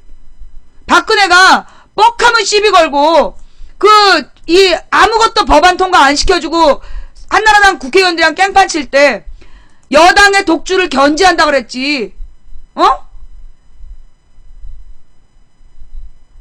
그랬잖아. 기억나잖아. 그때 내가 노무현 정부 때 계속 뉴스를 클리핑해서 내가 대부분의 뉴스를 다 봤어. 그때 언제나 박근혜가 오마이뉴스나 정도가 발목 잡았다라는 얘기 한두 마디 쓰고 나머지 조중동은 여당의 독주를 견제한다. 그랬다니까. 거대 여당 독주. 견제. 열린우리당에 153명이었어요. 153명짜리 열린우리당인데 거대 여당의 독주를 견제하기 위한 박근혜의 사투라고 그랬어. 진짜 지금 생각하면 씨발 진짜 족같은 기사였어. 그게 어떻게 거대 여당이야. 지금 새누리당 176석이었다가 지금 158석인가? 160석인가? 열린우리당보다 훨씬 의석 많은데 거대 여당이란 말 쓰냐? 안 써. 그때 노무현 때는 152석인 열린우리당을 거대 여당이라고 지랄 연병을 했던 언론이 박근혜 당은 훨씬 더 인원이 많은데도요. 거대 여당이란 표현을 안 써요. 지금 159명이면 거대 여당이라고 욕해야 되잖아. 아무도 그런 말 안 한다니까. 내가 진짜 그때부터 보면 말이에요. 이게 이제 신문 언론이 국민을 속이는 거야. 언론이 국민을 교묘하게 세뇌하는 거야. 그리고 하자 있는 독재자를 밀어주는 거야. 왜? 하자 있는 독재자는 스캔들이 많기 때문에 지네들 말 안 들으면 언제나 스캔들을 터뜨려. 그래서 국민의 조롱거리를 만들어. 그러면서 자기네들 말을 들으면 스캔들을 싹 접고 막 동물 뉴스, 날씨 뉴스 이런 걸로 눈을 돌리는 거야. 뭐 엽기 범죄 이런 걸로. 그래놓고 지지율 올랐다라고 뻥쳐주는 거야. 그게 재벌 미디어가 독재자를 길들이는 방법이야. 이게 재벌 미디어가 독재자를 길들이는 방법이야. 이런 얘기 나오니까 노팩트래. 내가 노팩트가 아님을 증명해봐. 이제까지 우리는 언론을 통해서 내가 했던 말은 많이 증명이 됐으니까 너는 내가 노팩트인 걸 네가 증명해봐. 그랬잖아요, 여러분. 박근혜 7시간 청와대 정윤회 불러들여 만났다라는 풍문 누가 얘기했어? 언론이 얘기했잖아. 그리고 나서 규제 완화 얘기한 다음에 지지율 올랐다는 얘기 나오잖아. 내 말이 맞지? 이제까지 언론에서 그런 식으로 국민들의 눈가기를 속여온 거예요. 그 정윤회 7시간 스캔들, 박근혜 정윤회 7시간 스캔들 보도한 거 조선일보였어. 그런데 그거 확 덮어버렸잖아. 그죠?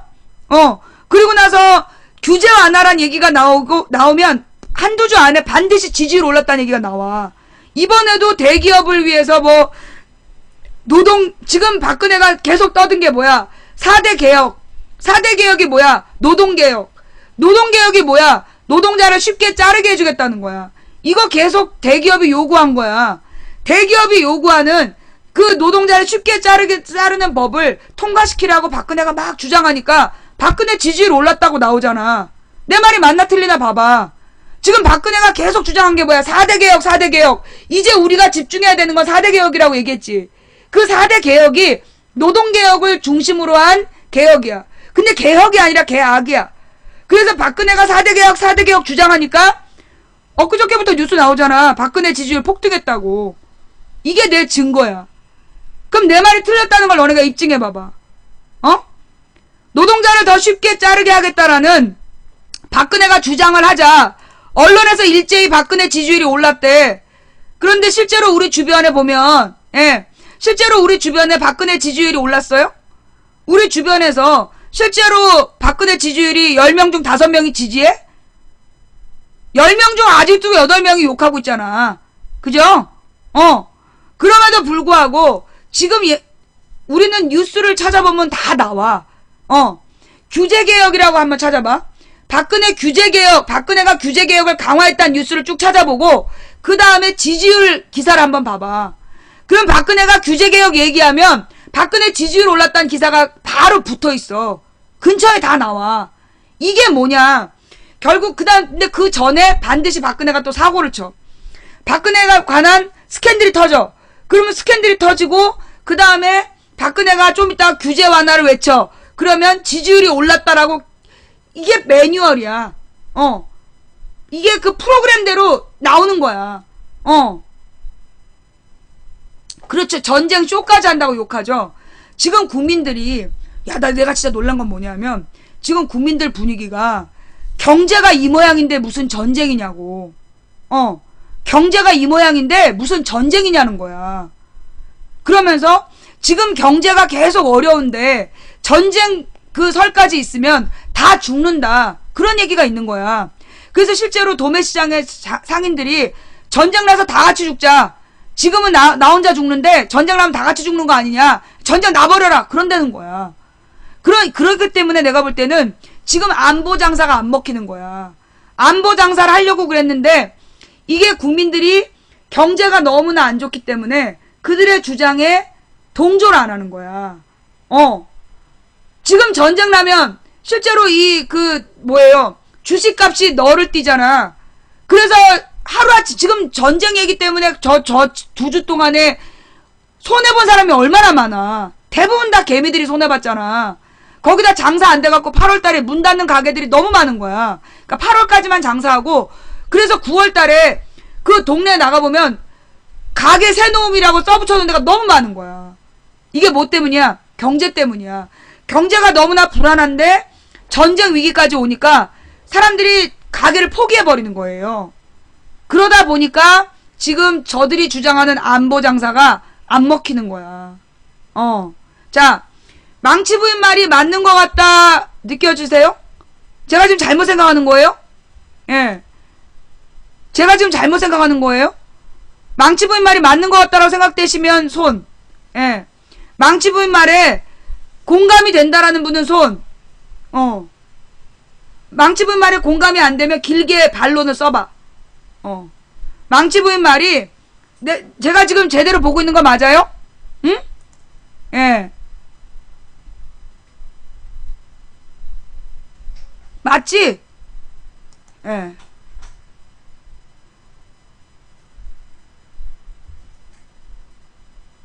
역시 또 발을 들고 있어요.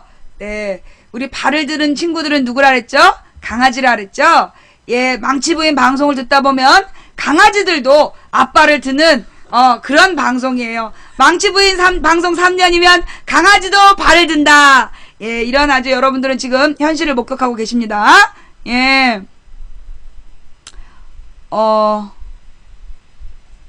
자, 이런 기사가 있군요. 박 대통령 지지율 폭등 여론조사에 이면 8.15 합의 후 대북 정책 강경 드라이브, 국민들은 평화적 해결에 큰 점수를 줘. 예. 잠깐만요. 이제까지 박근혜 지지율이 오른 게, 지금 이제 댓글원에서 계속 주장한 게 뭐였냐면, 댓글원이 계속 주장한 게 박근혜 지지율 오른 게 북한에 대해서 강경책을 썼기 때문에 올랐다 그랬잖아. 그죠? 그랬는데 그게 또 뻥이라는 게 밝혀진 거야. 무슨 얘기냐? 같이 또 기사를 한번 봅시다. 박 대통령 지지율 폭등 여론조사에 이면 8.15 합의 이후에 대북정책 강경 드라이브, 국민들은 평화적 해결에 큰 점수를 줘. 내가 그랬잖아. 박근혜가 잘했다라고 얘기한 사람들은 뭐 때문에 전쟁을 중단해서 잘했다고 그런 거다. 예. 근데 아주 북한에 대해서 원칙적으로 해결했기 때문이다. 뭘 원칙을 지켜? 무슨 원칙을 지켰는데? 말 계속 바꿨는데. 박근혜 대통령이 지지율이 폭등했다. 지난주 초반까지만 해도 30%대 중반에 불과하던 것이 지난 주말에 50%에 육박했다. 대통령은 환한 웃음을 지었고 청와대에 초대받은 새누리당 의원들은 연신 축배를 들었다. 여론조사 기관에서는 지지율 폭등 이유를 전쟁 일촉즉발까지 갔던 남북 긴장 상태가 무박 4일 회담 끝에 8.15 합의를 끌어낸 영향으로 분석했다. 대통령 지지율 폭등과 괴를 같이 하는 이상한 흐름이 보인다. 국방부의 대북 강경론이 그것이다. 지난 8월 27일에는 한 안보 세미나에 참석한 육군 준장이 대북 비대칭 전략 중심 중 심리전, 침수작전, 참수작전, 정보 우위, 정밀 타격 능력 등을 개발해 활용하겠다고 밝혀 논란이 일고 있다. 조상호 국방부 군 구조개혁 추진관이 공개한 내용으로 북한 등 적국이 핵무기 사용 등이 예상될 때 승인권자를 사전에 제거하는 것이 목적인 작전이다. 주목할 장면은 군이 처음으로 참수작전이라는 것을 세미나 형식을 빌려 대중에게 공개했는데 이에 관해 박근혜 정부가 해명하지 않고 있다는 대목이다. 정세현 전 통일부 장관은 지난 1일자 오마이뉴스 팟캐스트에서 참수작전 언급 등은 군부 내에서 일어난 박근혜 대통령에 대한 저항이자 레임덕 징후의 하나일 수 있다고 우려하면서 가만히 놔두면 안 되는 사안이다. 김관진 청와대 안보실장이 빨리 단속해야 된다고 주장했다. 8.15 합의 이후에 강경론만 득세하는 이상한 대북정책. 참수작전이 언급된 며칠 후 국방부 차관이 등장했다. 백승주 국방부 차관은 일본 교토통신과 인터뷰에서 북한의 도발 가능성이 오히려 높아진 측면이 있다고 밝혔다. 백 차관은 오는 10월 10일 북한이 조선노동당 창건 기념일에 맞춰 장거리 탄도미사일 발사 및 핵실험을 포함한 도발 가능성을 언급했다. 백 차관은 북한이 예상하는 도발을 강행한다면 합의로 중단된 확성기 선전방송 재개뿐만 아니라 모든 수단으로 반드시 대가를 지불하게 하겠다고 말했다. 이를 보도한 교토통신은 백 차관이 북한을 강하게 견지했다고 해석했다. 백 차관의 발언이 논란이 되자 국방부 대변인은 전문가들의 평가를 바탕으로 일반적인 수준에서 언급한 것이라고 해명했다. 국방부의 인식과 같음을 재확인해 준 것이다. 참수 발언과 도발 가능성이 높아졌다는 국방부 고위 관계자들의 실명 발언에도 정작 청와대는 조용하다. 이는 통일부를 대하는 청와대의 시각과 상반된 것이어서 주목된다. 최근 통일부는 두 차례 발언 논란으로 청와대로부터 급제동에 걸린 것으로 전해졌다. 군사평론가인 김종대 편집장은 일본 언론 기고문과 팟캐스트 등을 통해 남북 협상이 진행되던 시점에 통일부 대변인이 청와대로 불려가 고강도 조사를 받았다고 공개했다. 남북 협상 결과를 발표하는 주체가 통일부가 될 것이란 예상이 나돌자 청와대가 발끈했고, 고강도 조사 후 협상 발표 조사 주체는 청와대라는 라고 정정하는 사태가 진짜 미친 거지. 그러니까 통일부에서 남북 이렇게 화해하고 평화 분위기를 유도하려 했더니 통일부를 데려다 족치고 직접 청와대에서 발표한다고 했다는 거야. 아유, 진짜 이런. 통일부의 순환이 여기서 끝나지 않았다.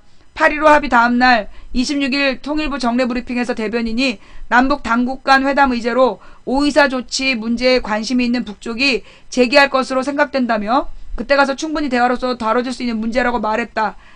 일반론적인 발언이었다. 이 내용이 석간신문을 통해 보도되자 통일부가 바빠졌다.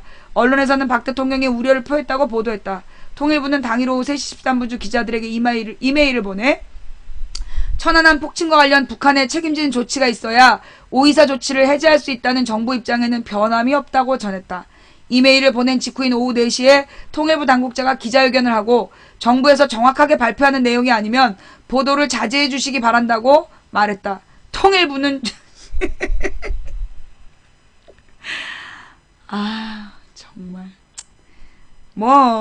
박근혜 정부가 다 그렇지 뭐. 그러면 이제 통일부가 정부가 아니면 누가 정부냐? 통일부는 정부가 아니면 박근혜만 정부야?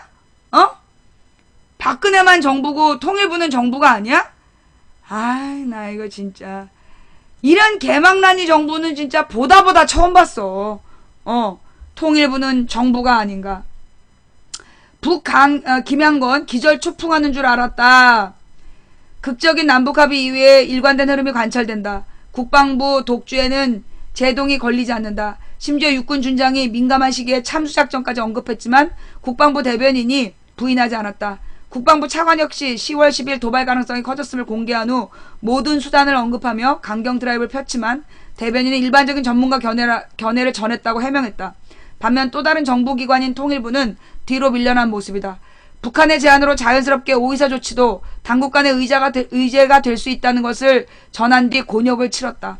국방부는 일반적인 전문가 견해를 전해도 되고 통일부는 안 된다는 의미인가. 남북협상 발표 주체 문제를 놓고도 통일부 대변인이 청와대로 불려가 고강도 조사를 받았다는 보도도 나왔다. 바로 이 무렵 김양건 노동당 대남당단 비서관 통일전선 부장이 등장했다. 김양건 부장은 약속한 것은 다 하고 어기는 일은 절대 없을 테니 남쪽도 합의가 잘 이행될 수 있도록 노력해달라고 말했다. 통일부가 지난 8월 30일을 밝혔다. 그는 문선명 세계평화통일 가정연합 총재의 타계 3주년을 앞두고 평양을 방문한 박상권 평화자동차 명예회장에게 이같이 말했다고 한다. 김 부장은 남한의 강경론에 곤혹스러워하는 발언을 숨기지 않았다. 합의문 잉크도 마르기 전에 군부에서 차명이란 말을 쓸 수 있느냐. 뒤통수를 치면 내가 무슨 힘을 갖고 이를 추진하겠느냐고 답답함을 호소했다. 차명이란 말이 나와 기절초풍할 것 같다면서 김관진 청와대 국가안보실장 홍용포 통일부 장관에게 이런 뜻을 전해달라고 말했다고 한다. 한국갤럽 지지율 폭등의 진짜 이유. 지난 8월 28일 발표된 갤럽의 박근혜 대통령 지지율은 전주 대비 15%포인트 폭등한 49%를 기록했다. 6월 중순에 29%까지 하락해 본격적인 레임덕 정국이란 분석이 등장했는데 단 한 주 만에 50%에 육박했다. 이로써 집권 3년차 힘있는 대통령의 모습을 연출하는 데 성공했다. 국민이 8.15 합의에 크게 의미를 부여하는 이유도 갤럽은 분석했다. 이번 남북 고위급 협상이 잘 됐다고 응답한 의견은 전체의 65%에 달했다. 잘못됐다는 응답은 16%에 불과했다. 박 대통령이 급등한 지지율을 유지하기 위해서 남북 합의가 잘 됐다고 응답한 사람들이 어느 대목에서 지지를 보냈는지 한국갤럽의 분석 결과를 주목할 필요가 있다. 어떤 점에서 남북 고위급 회담이 잘 됐다고 생각하는가? 라는 조사 항목에서 과반의 응답자가 평화로운 해결을 꼽았다. 이거 봐. 박근혜가 이번 남북 합의 잘했다라고 얘기한 게 65%인데 그 중에 절반 이상이 평화로운 해결을 꼽았다. 구체적으로 대화 합의 평화로운 해결이 23%, 긴장 완화, 전쟁 마금, 준전시 상태 해제가 22%, 위기상황 대처 잘함 4%, 이산가족 상봉합의 3%, 남북관계 개선 1% 등으로 응답한 것이다. 강경한 태도에 홍한 목소리도 있다. 유감 표명 사과 받아냄 13%, 강경함 단호함 원칙대로 대응 10%, 북에 끌려다니지 않음 원칙대로 15%. 절반이네, 절반. 평화적인 해결을 했다는 사람이 23%, 22%인데 유감 표명하고 사과 받아냈다 13%야. 강경함 단호함 10%야. 결국 강경하게 잘했다라고 주장한 건 절반밖에 안 된다는 얘기야. 그쵸? 내가 이럴 거라 그랬잖아. 이번 고위급 회담의 가장 큰 성과를 묻는 질문에 이산가족 합의 17%, 빠른 시일 내 대화 협상 진행 14%, 비무장지대 폭발 유감 표명 14%, 북한 준전시 상태 해제 11% 순이었다. 갤럽을 통해 전달되는 국민 여론에서 일관된 흐름이 관찰된다. 잘된 점과 큰 성과물을 묻는 질문에 남북 긴장 해소와 남북 화해를 꼽은 것이다.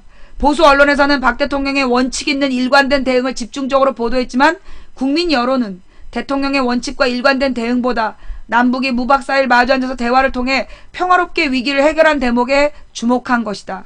이것이 갤럽이 전한 박 대통령 지지율 폭등 민심의 실체다. 그러니까 오늘 미용실 원장들 불러다 놓고 방공교육하다가 중단된 거야. 예. 박주신 병역비리라고 쓰는 사람들요, 전부 다 캡처해주세요. 요거 전부 다 고소 대상이 된다는 거 지금 얼렸으니까 박주신 병역비리라고 쓴 거 사람들 전부 다 캡처해주세요. 캡처해서 우리 신고 게시판에도 올려주시고 텔레그램으로 보내주시면 제가 허위사실 유포한 사람들 고소 대상으로 정리해서 서울시로 보낼게요. 예. 자, 지금 얼린 이유는 빨리 캡처하시라고. 예. 북한의 김양건 부장이 방북 인사를 통해 남북의 김관진 실장과 홍영표 장관에게 전해달라고 한 메시지는 단순하다. 약속한 것은 다 하고 어기는 일은 절대 없을 테니 남쪽도 합의가 잘 이행될 수 있도록 노력해달라는 것이다. 대통령이 이산가족 상봉 정례화를 제안하는 무렵에 군의 고위 관계자는 참수 발언과 북도발 가능성을 언급했다.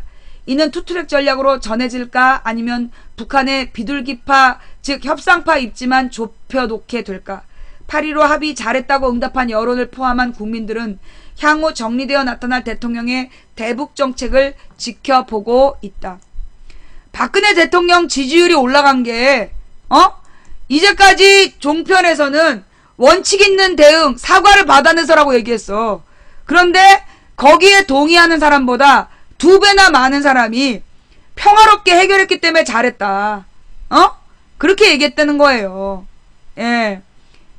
자, 시청자를 상대로 분별력 낚시 실험? 저건 뭔 얘기지? 예. 분별력 낚시 실험이 뭐야?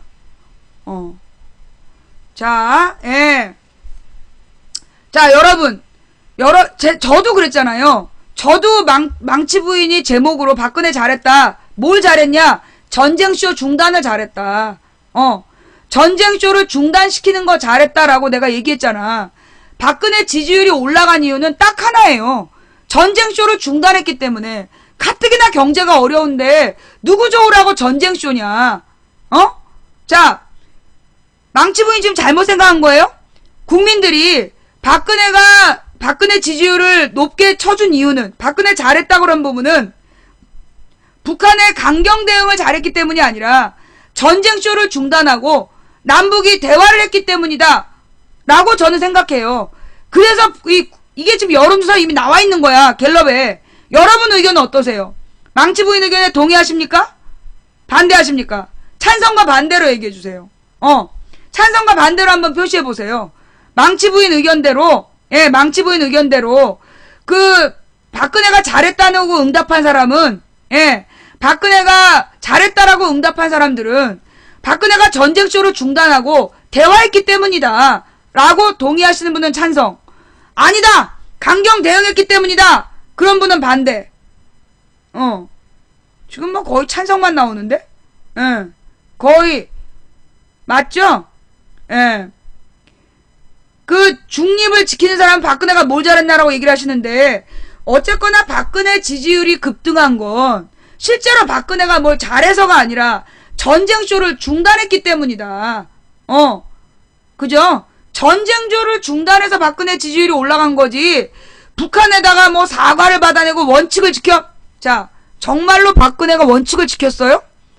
뭐라 그랬어, 박근혜가? 주어가 분명한 사과가 아니면 사과가 아니다. 그랬잖아. 예. 뭐라고요? 그런데 나중에 나온 거는 뭐야? 주어가 없어. 주어도 없고 자기네들이 했던 행동에 대해서 인정한 것도 아니야. 그런데 막 이건 유감을 표명한 건 사과라는 둥. 그러면서 이거는 북한은 이라는 표현이 나와서 주어가 있다는 둥. 국민을 등신으로 하러. 옛날에 김대중 때 북한에서 더 긴 반성문을 보냈어요. 유감을 표명한다. 그리고 재발 방지, 남북이 같이 재발을 방지하자라는 그런 긴 유감 표명문을 보냈는데 그때는 사과가 아니라고 펄펄 뛰더니 박근혜가 꼴사납게 대충 받아낸 유감 표명은 사과라고 길길이 날뛴 거 아니야. 북 유감이 사과라니 정부는 유감 표명이 정답.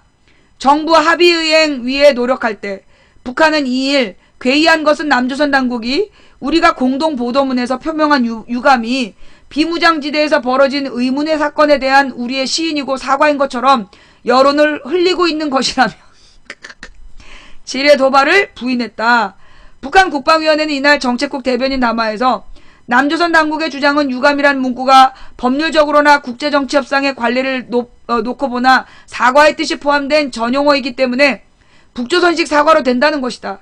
아전인수격의 이런 해석은 조선 글자의 단어와 뜻과 단어의 개념 자체도 모르는 무지의 산물이라며 이같이 말했다. 왜? 너 북한 애야? 막 신경질 내네? 막 신경질 내고 있어. 예. 그 국방위는 비무장지대에서 발생한 이 유사한 형식의 지뢰 폭발 사건은 너무나도 흔연하게 목격할 수 있는 한가 사고일 뿐이라며 남조선 당국은 공동보도문 채택이 마치 저들의 원칙론의 승리나 되는 듯이 자축하며 입건사를 바로 못하는 어리석은 짓도 그만둬야 할 것이라고 말했다. 그는 여기서는 김관진과 홍영표가 한몫 단단히 하고 있다.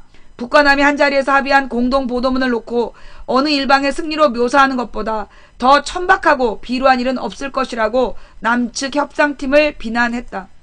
정준희 통일부 대변인은 이에 대해 이번 공동보도문에 지뢰도발에 대한 유감 표명과 관련된 문항이 들어갔다는 점이 정답이라며 그래서 지금은 합의문에 대해서 일희일비 왈가왈부할 상황이 아니고 남북이 함께 합의사항을 성실하게 이행하고 준수할 때란 점을 다시 한번 강조드린다라고 일축했다.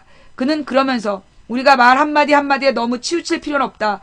이렇게 생각한다며 지금의 합의 이행을 위하여 서로 간에 노력할 때이지 이렇게 말 가지고 다툴 시기는 아니라고 생각한다며 더 이상 대립각을 피했다.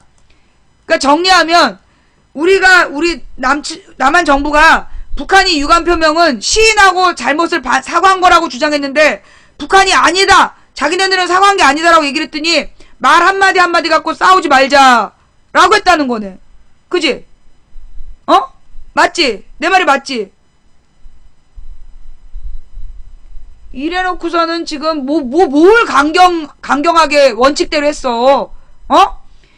그 북한이 싸우자! 근데 뭐 후회할 만한 보복을 하겠다고 떠들자가 대화하자! 그러니까 대화장에 또 나갔어요.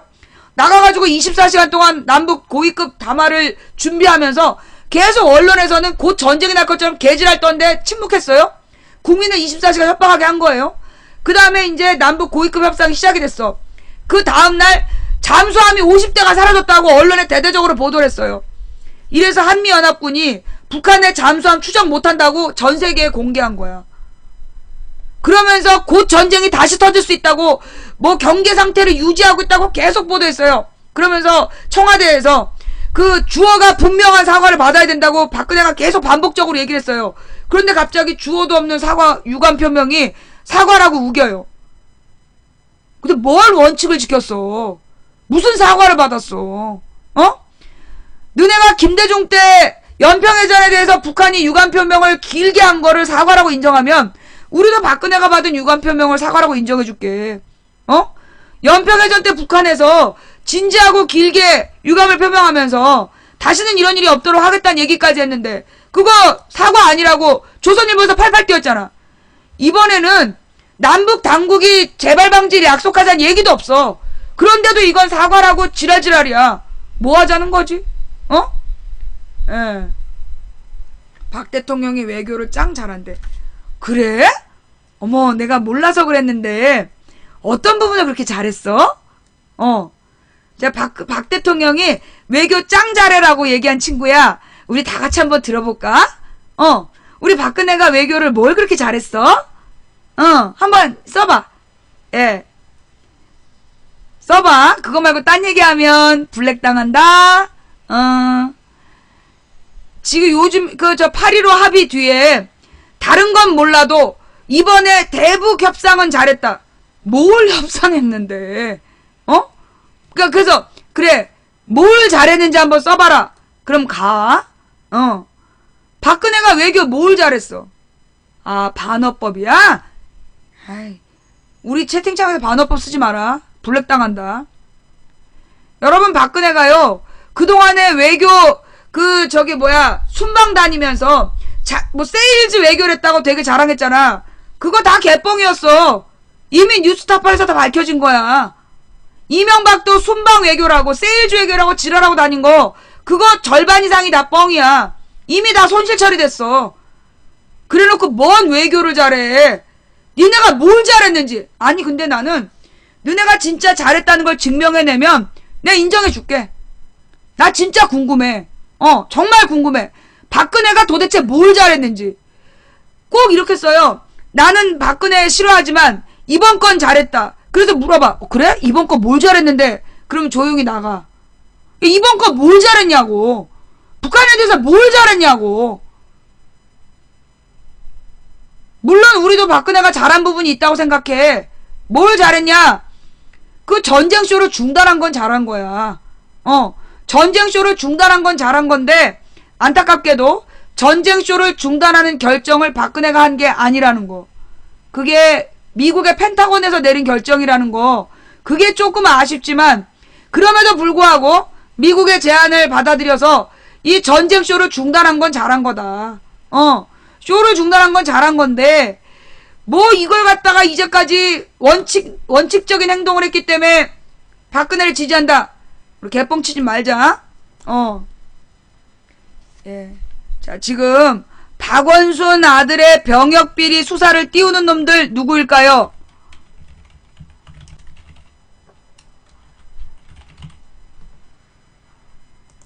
예. 지금 서울시에서 MBC를 고소했어. 서울시에서 MBC를 고소했고, 우리가 취합을 해서 이 박원순 아들의 병역비리를 주장하는 애들에 대한 정보를 박주신한테 갖다 주면, 박주신은 허위사실로 명예를 훼손했다라고 개인이 고소할 수 있어요.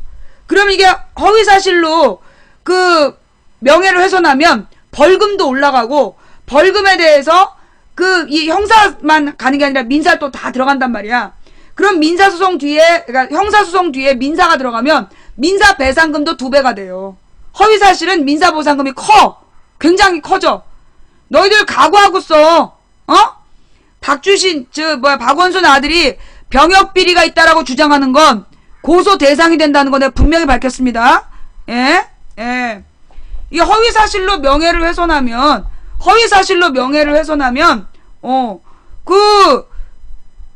개인이 다 처벌받는 거야. 너희들 나중에 가서 단체로 많이 하니까 처벌 안 받겠다. 야, 강용석도 200명 고소했어. 단일 사건으로. 자, 여러분들은 캡처해가지고요, 저한테 텔레그램으로 보내주시면 제가 서울시에서 일하는 친구한테 그거 싹 모아서, 캡처를 모아서 친구에게 파일로 전달할게요. 네. 다만 여러분이 캡처하실 때 뭐가 나와야 되냐면, 그 글을 쓴 사람이 누군지가 나와야 돼. 글 쓴 사람에 대한 정보. 가령 캡처가 왔는데 내용만 있으면 소용없어. 글 쓴 사람에 대한 정보가 나오게끔, 그 사람의 이름이나 전화번호, 밴드라면 밴드에 글 올린 사람에 대한 정보를 같이 캡처해서 보내주셔야, 그래야 고소가 가능해요. 예. 뭔 말인지 알았죠? 가짜라니까. 사실이면 오케이요? 사실로 증명을 해봐. 사실로 증명을 해봐. 이거 세브란스 병원 의사들이 단체로 확인해 준 거야. 그런데 그걸 가지고 니네가 뭘로 그걸 밝혀? 지금 박원순 병역비리 주장한 사람이 처음에 강용석 의원이었어. 국회의원 배지를 뗀 이유가, 사퇴한 이유가 그거 허위사실이라서 그래. 박원순 아들이 병역 기피했다고 주장해갖고 그것 때문에 국회의원 배지 뗐어. 야, 새누리당 국회의원이 배지를 떼는 사건이야. 너네 뭐 믿고 이래? 또 지금 MBC에서 박원순 아들 병역기 비리 주장한 사람이 이미 재판 중에 있는 사람이야. 이미 박원순 아들에 대해서 병역비리 주장한 사람이 유죄 판결도 받은 사람도 있어. 이미 너희들이 이제 줄줄이 유죄 판결 받는 거야. 박원순 아들이 병역비리가 없었다니까? 그런데 병역을 기피했다, 명백한 허위사실. 그 다음에 병역비리라고 얘기할 거면 병역비리의 증거가 있어야 돼. 근데 그 병역비리의 증거가 명백한 허위사실이면 너희들 처벌받는 거야. 너희들 처벌받는 거야. 아이디나 전화번호, 이름 이런 것들이 나오게끔 캡처를 하셔야 그게 고소자료로 쓰이는 겁니다. 예. 자,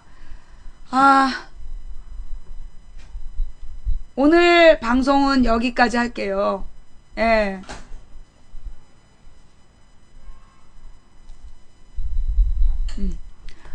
오늘 방송 어떠셨어요? 볼만 하셨나요? 예. 가만히 있어보자.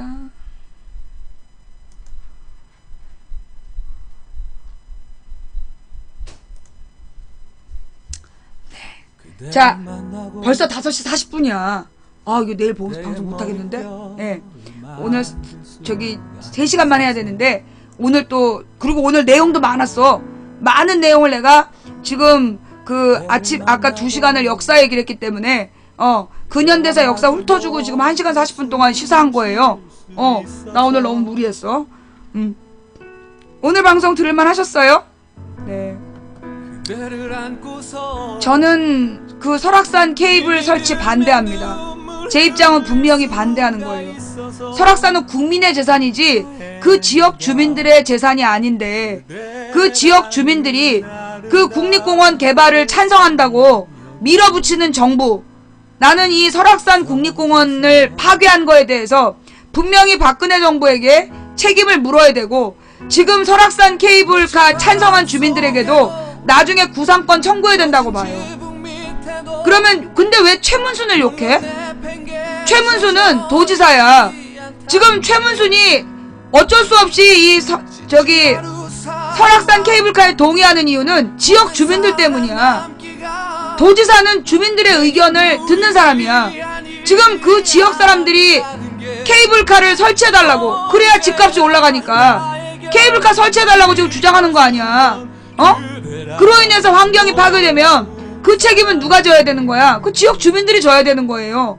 물론 나는 물론 최문순도 문제 있다고 봐. 지역 주민들이 그렇게,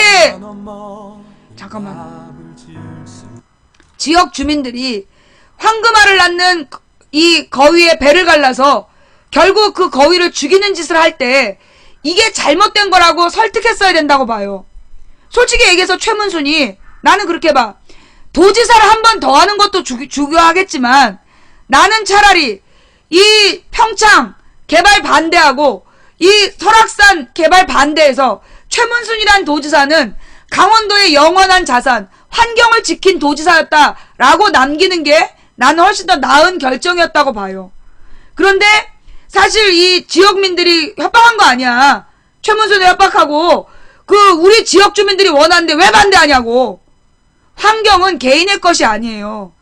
지금 그 지역 주민들 땅값 오르면 팔고 가버릴 거 아니야. 그러면 결국 우리 온 국민이 설악산이라는 그 귀한 환경 자산을 잃게 되는 거예요. 내가 아는 어떤 여자분이 있는데, 그분이 원래 유럽으로 유학을 가기로 했대.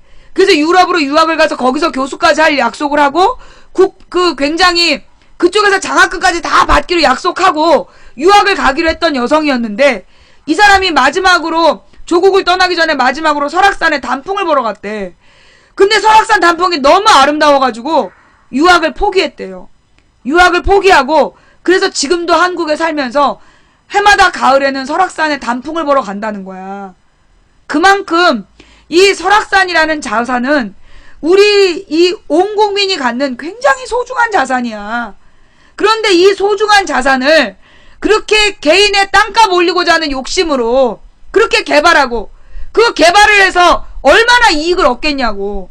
산꼭대기에 고급 호텔 지어놓으면 우리 서민들이 갈 수 있을 것 같아? 여러분들 제주도 가장 경치 좋은 곳엔 전부 다 비싼 호텔, 비싼 콘도야. 거기 여러분들 갈 수 있어요? 하룻밤 숙박료가 몇십만 원이야. 우리가 그런 데를 어떻게 가냐고. 설악산 환경 파괴해갖고 호텔 짓고 해봤자 우리는 갈 수가 없는 거라고. 서민들은 부자들 좋은 일을 왜 그런 짓을 해? 누구 좋으라고? 어? 난 갈 수 있음? 알았어. 넌 갈 수 있으니까 너는 그럼 설악산 케이블카 만들고 호텔 가서 살아. 우리 방송 듣지 마. 너 같은 애는 들을 자격도 없어. 예. 그래, 나도 맘먹으면 못 가는 거 아니야. 돈 없어서 못 간다는 게 아니야. 한 번도 가보지 못하는 서민들 미안해서 못 간다는 거야. 돈이 없어서 못 간다는 게 아니라 그렇게 산꼭대기에 지어진 그 호텔을 보면서 그걸 한 번 가보지도 못하는 가난한 서민들한테 미안해서 못 간다는 거야. 그 말뜻을 못 알아듣고 나는 갈 수 있음? 너 같은 애는 방송 듣지 마.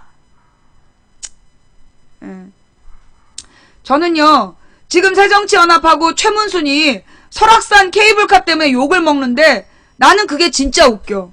여러분, 설악산 케이블카 누가 허락했어요? 네, 이게 바로 진짜 팩트야. 자, 설악산 케이블카 누가 추진하고 있어? 새누리당 지지자들하고 박근혜가 허락한 거잖아. 박근혜가 허락하고 새누리당 지지자들이 지금 추진하는 사업이야. 그런데 왜 최문순과 세정연 욕을 하지? 지금 설악산 케이블카는 새누리당과 박근혜가 추진하는 일인데 왜 이걸로 최문순과 세정연을 욕하는 거야? 왜? 내 말이 마저 틀려. 이게 말도 안 되는 거잖아. 이거 설악산 케이블카 추진하는 건 박근혜야. 박근혜가 국립공원에다 그런 짓거리 하도록 허락을 했다고. 그러면 정부에다가, 나는 그래서 솔직히 이 환경운동가들도 정부에다가 항의를 해야지 최문순한테 초점 맞추면 안 되는 거지. 최문순은 지역민들의 의견대로 움직일 수밖에 없는 지역 도지사야. 근데 이걸 추진하겠다 허락한 건 정부야. 그럼 정부와 환경부를 비판해야지. 왜 최문순을 비판해? 최문순이 만약에 지역민들의 뜻을 따르지 않으면 또 욕할 거 아니야. 지역 누구를 위한 도지사인가? 지역의 대표가 왜 주민들과 다른 뜻으로 일하나? 그러고 욕할 거 아니야. 그지?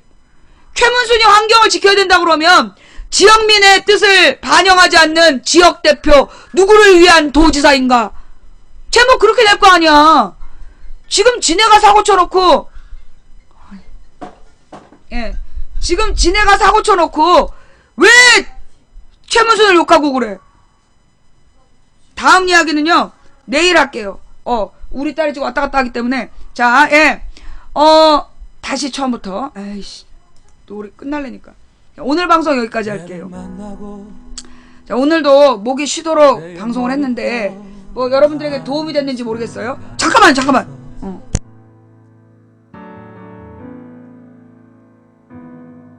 그대를 만나고 그대와 마주보며 숨을 쉴 수 있어서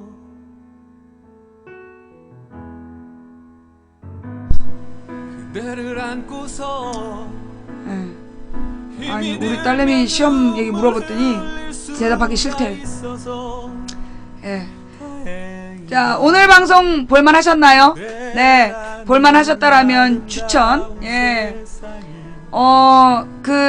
지금까지 추천해주신 3,570분께 진심으로 감사드립니다. 오늘 후원해주신 한 분 한 분께 진심으로 감사드립니다. 여러분의 초콜릿으로 강제 추천을 받고 여러분의 이 스티커로 우리 1000명방과 또 내가 다음 주부터 1100명방 만들 수 있어. 모은 걸로.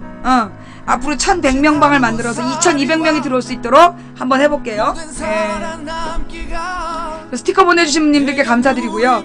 여러분의 스티커로 망치 부인의 방송의 순위가 올라가고 있습니다. 그리고 여러분의 별풍선으로 망치 부인이 방송 제작비 및 소송비를 납부하고 있습니다. 참 죄송해서 이런 말 안 드리려 했는데 사실 제가 지금 국정원하고 소송 중이잖아요. 국정원의 좌익효수건으로 제가 형사고소를 하고 그 다음에 국정원을 대상으로 민사소송을 진행했어요. 근데 이 법원에서 그러니까 형사소송은 진행이 안 되고 있는데 좌익효수에 대해서 지금 처벌이 안 되고 있잖아요. 그런데 민사소송을 빨리 진행하라는 거야. 그래서 이 민사소송을 진행하면 형사소송에 처벌 안 받았기 때문에 민사소송을 우리가 100% 진다는 거예요. 그럼 우리가 지면 국정원 소송비까지 우리더러 몇천만 원을 물어내라는 거야. 그래서 제가 지금 소송비를 마련을 해야 돼요. 기가 막히죠? 예. 여러분이 보내주시는 별풍선이 저한테는 그래서 큰 도움이 됩니다. 네. 사실 되게 고민했어요. 이 소송을 포기를 해야 되냐 변호사들하고 의논을 했어. 이대로 진행이 되면 그 국정원의 형사소송이 진행 안 됐기 때문에 100% 우리에게 불리한 판결이 나올 거다. 그러면 쟤네들이 우리한테 자기네들 소송비까지 물어내라고 할 거다. 그러면 타격을 입을 텐데 그래도 이 소송을 진행하겠느냐라고 변호사가 묻더라고요. 전 재산을 잃을 수도 있죠. 몇천만 원이 아니라 몇 억을 요구해서 전 재산을 잃을지도 모르겠어요. 그래도 해보려고요. 우리같이 힘없는 가족을 짓밟고 그래서 나의 어린 딸을 그렇게 모욕하고 능욕한 국정원에 돈 때문에 소송을 포기했다는 그런 엄마가 되고 싶진 않아요. 예. 사실 이 집 은행이 더 많이 갖고 있는데 가져가려면 가져가. 지금 10년 된 똥차 가져가려면 가져가. 어떡하겠어요. 전 재산을 잃는다고 하더라도 나는 국정원이 잘못됐다라는 것을 역사적인 기록으로 남기고자 이 소송을 시작했고 나는 끝까지 갈 겁니다. 여러분의 별풍선의 후원이 저에게는 그래서 매우 소중한 굉장히 귀한 후원입니다. 대단히 감사드리고요. 추천해주신 3635분께 더욱더 감사드립니다. 그리고 처음부터 끝까지 시청해주시면서 망치부인을 응원해주신 모든 시청자분들께 진심으로 감사를 드립니다. 감사합니다, 여러분. 그리고 이 방송 각방에서 고생하신 매니저님들 수고하셨고요. 그리고 이 방송을 녹화 떠서 그 유튜브와 팟캐스트에 올려주신 시청자 여러분께도 진심으로 감사를 드립니다. 사실 이 얘기를 미리 하면 또 별풍선 구걸한다고 또 지랄할까봐 마지막에 말씀드렸어요. 감사합니다. 여러분들 모든 분들께 진심으로 감사드리고 한 분 한 분 후원해주신 분들 이름 불러드리지 못한 점 대단히 죄송합니다. 다음 방송은 내일 낮 2시에 망치부인의 시사수다방 돌아오겠습니다. 감사합니다. 망치부인이었습니다.